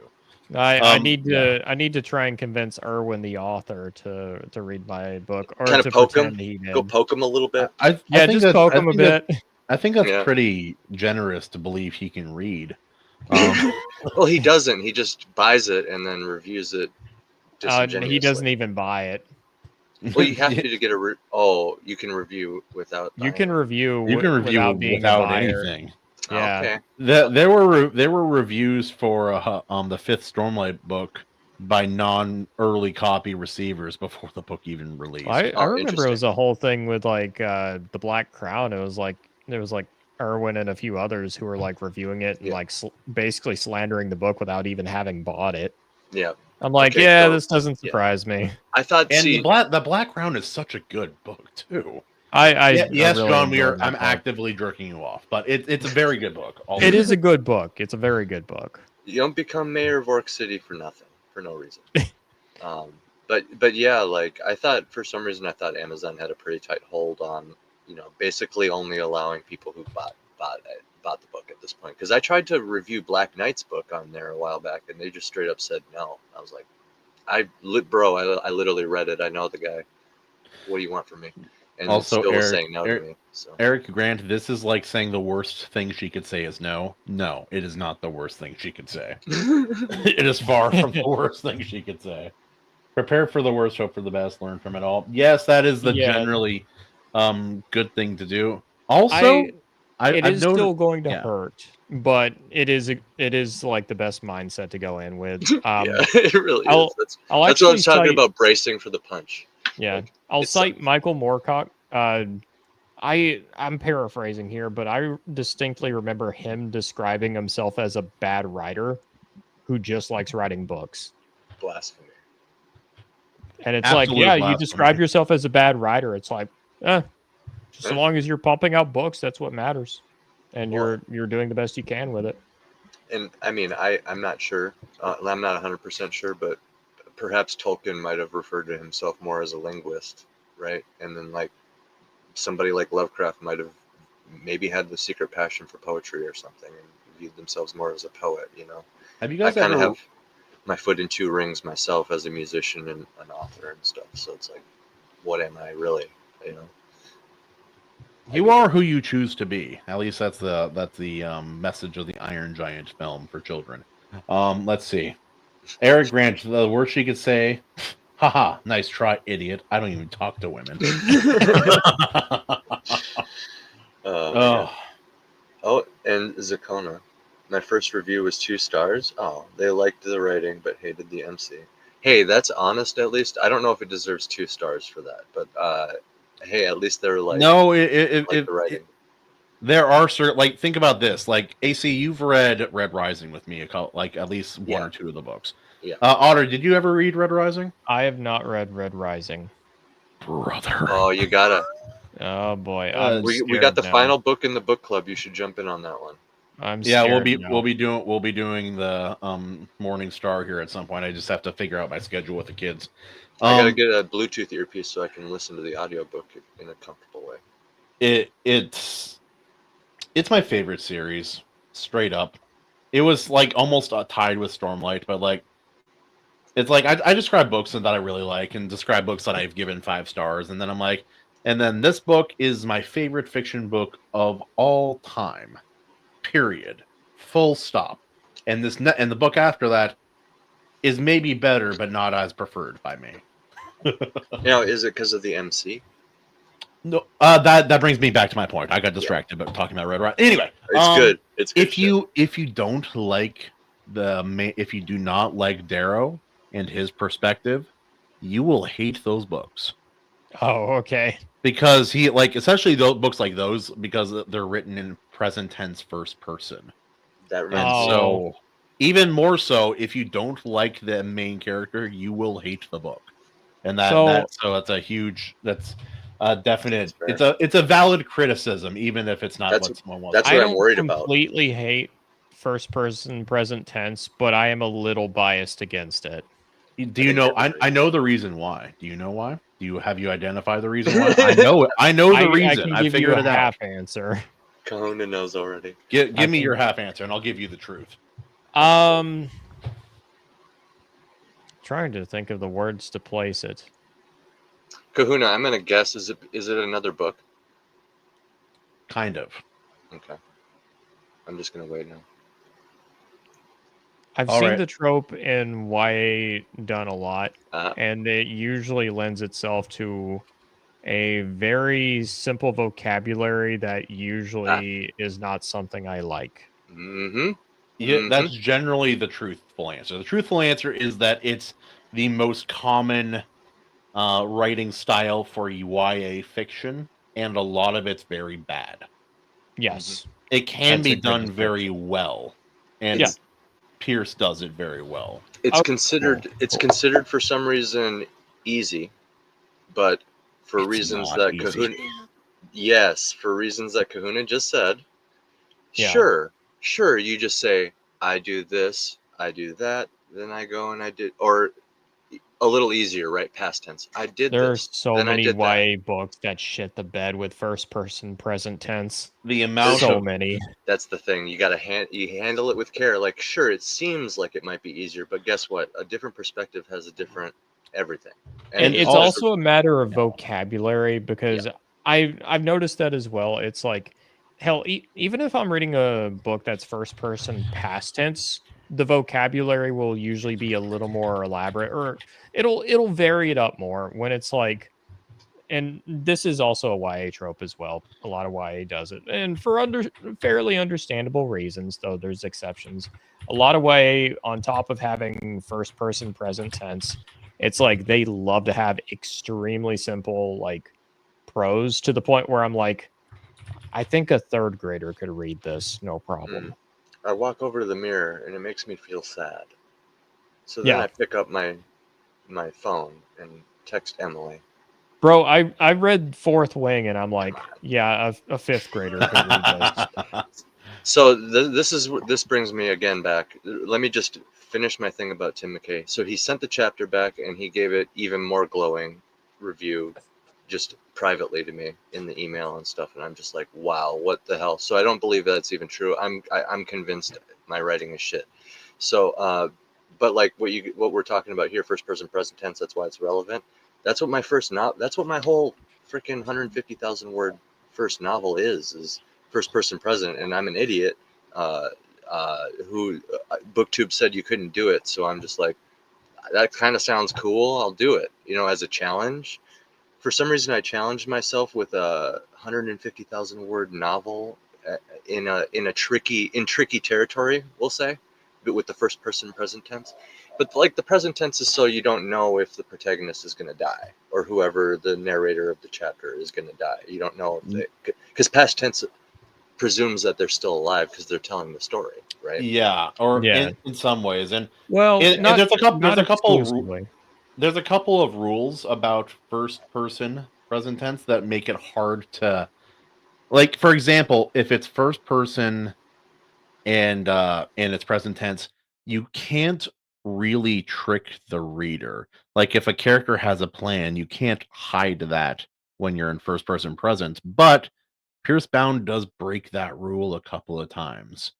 That's And No, I don't know if it's good or bad, but it was effective. It worked. the only way I can think off the top of my head of how that you can fool it, but it would have to be outside of the character's perspective. It basically have to be pretty much based on character ignorance or something of the sort. That's one way to do it, and that kind of feeds into one of the ways I was thinking of doing it, and that's to the psychology of your character changes over the story.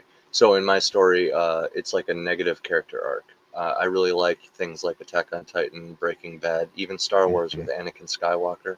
You know, I made one of my favorite memes that I made is Mount Rushmore with, you know, different inverted bad guys. And so, hold on one sec, sorry. Otter. I know Yeah. I've told you about Red Rising before, but this is the first line in the first book. First book is the worst book by far, but it's still very good. First line in the first book. I would have lived in peace, but my enemies brought me war. That's a hell of a first line. It's a great first line.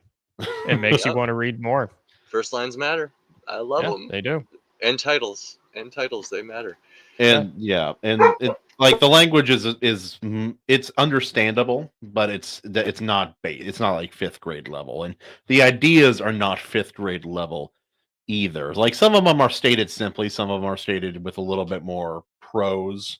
But like man cannot be freed by the same injustice that enslaved it. Things of that nature. I'll tell you one of my biggest problems with YA, and this is also a big thing with New Adult as well. Same criticism. New Adult it's the same thing. It just New Adult is YA with porn scenes in it. That's all it is. It is.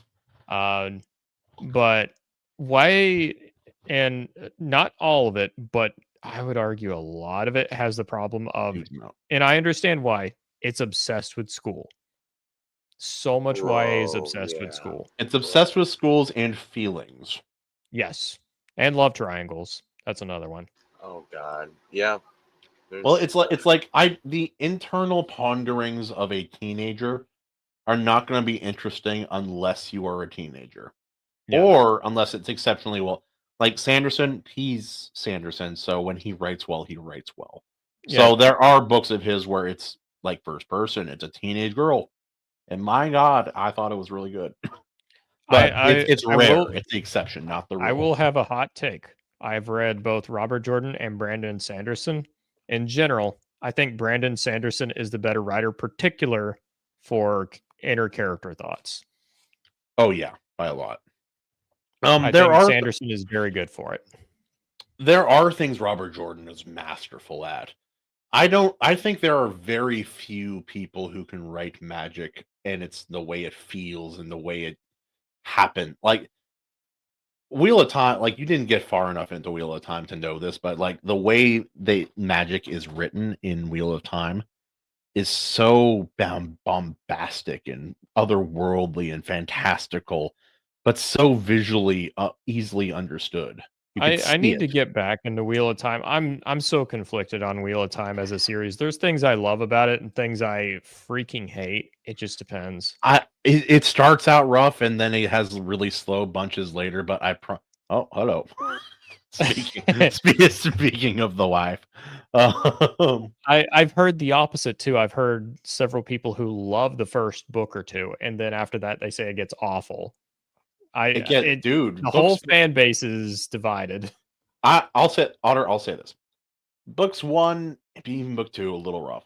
Books 3 through 6, I wouldn't give them less than a 8.5 or a 9 out of 10. I couldn't. Really? Like, they are unbelievably solid. Like Okay. some of the characters that are ridiculous or a little that I don't know. He finds a way to endure the most obnoxiously annoying characters to you in those books. Part of it is a consistency of personality or justification through action. It's like it's one thing to hear something about a character. It's like, oh, this character is competent and or he or she is so great. But unless they do things that show that, it doesn't matter. The I've later heard a books lot of people say do. that some of the characters that people don't like in the first couple books, they get very likable in the later books. Nynaeve is, but I love her where we're at right now. I know I've talked with a few people about this. It wasn't Nynaeve who set them off. It was Egwene, actually. Her too, a little bit. Yeah, Egwene is like I see why people hate her. For me, I the biggest understand thing is whenever I read book 1 and 2, I'm like, her and Rand, yeah, they don't love each other. This is like pure teenage love. That's all it is. And I can't believe it, but Robert Jordan is kind of selling me on the through multiple love interest thing in the later books. It's not good, but I don't know, man. It's interesting to Does read it work? about. Kind of. I hate Yeah. to say it. It feels wrong saying it, but yes. You know, I'll pick back up the series at some point. Like Ugh. I'm so conflicted on it, dude. I'm If so conflicted. you do, let me know. I'll be a reading buddy for you. Okay. I'm like I remember having mixed feelings on the first book, but generally enjoying it. Second book got off to a very rough start. Very rough. you know, There's one book, maybe it's the second book, where Rand is running and having nightmares the entire book. It wasn't the entire book, but it was like that starting It was a scene. big portion. He's like running and he's having visions, and it's like he's being coaxed into doing things, and on top of that, he's being whiny about it too. I'm Oh, like, yeah. come on, Rand. What's his best friend's name? Not Perrin, but the other one, the annoying one, is the male character friend. Matt. Oh, Christ, Matt. I hated Matt's guts. In book 1, I hated him. I hear later on he becomes awesome. He is awesome. See, you hear the regret in my voice because he changed my mind, and that's something painful to admit. But I think we are coming up towards the end here. I do have a kind of bigger announcement that's going to be funny, and I'll have to make it short about it. But we'll start. AC, any plugs you want to show us? Well, you can help us keep the lights on by going over to the various links here and following my band, Empty My Lungs. Go to the Iron Seas podcast Linktree at the bottom there and pick up Mortal Descent on Amazon, back A Saga of Sunsets, and find all my other stuff on my Linktree here.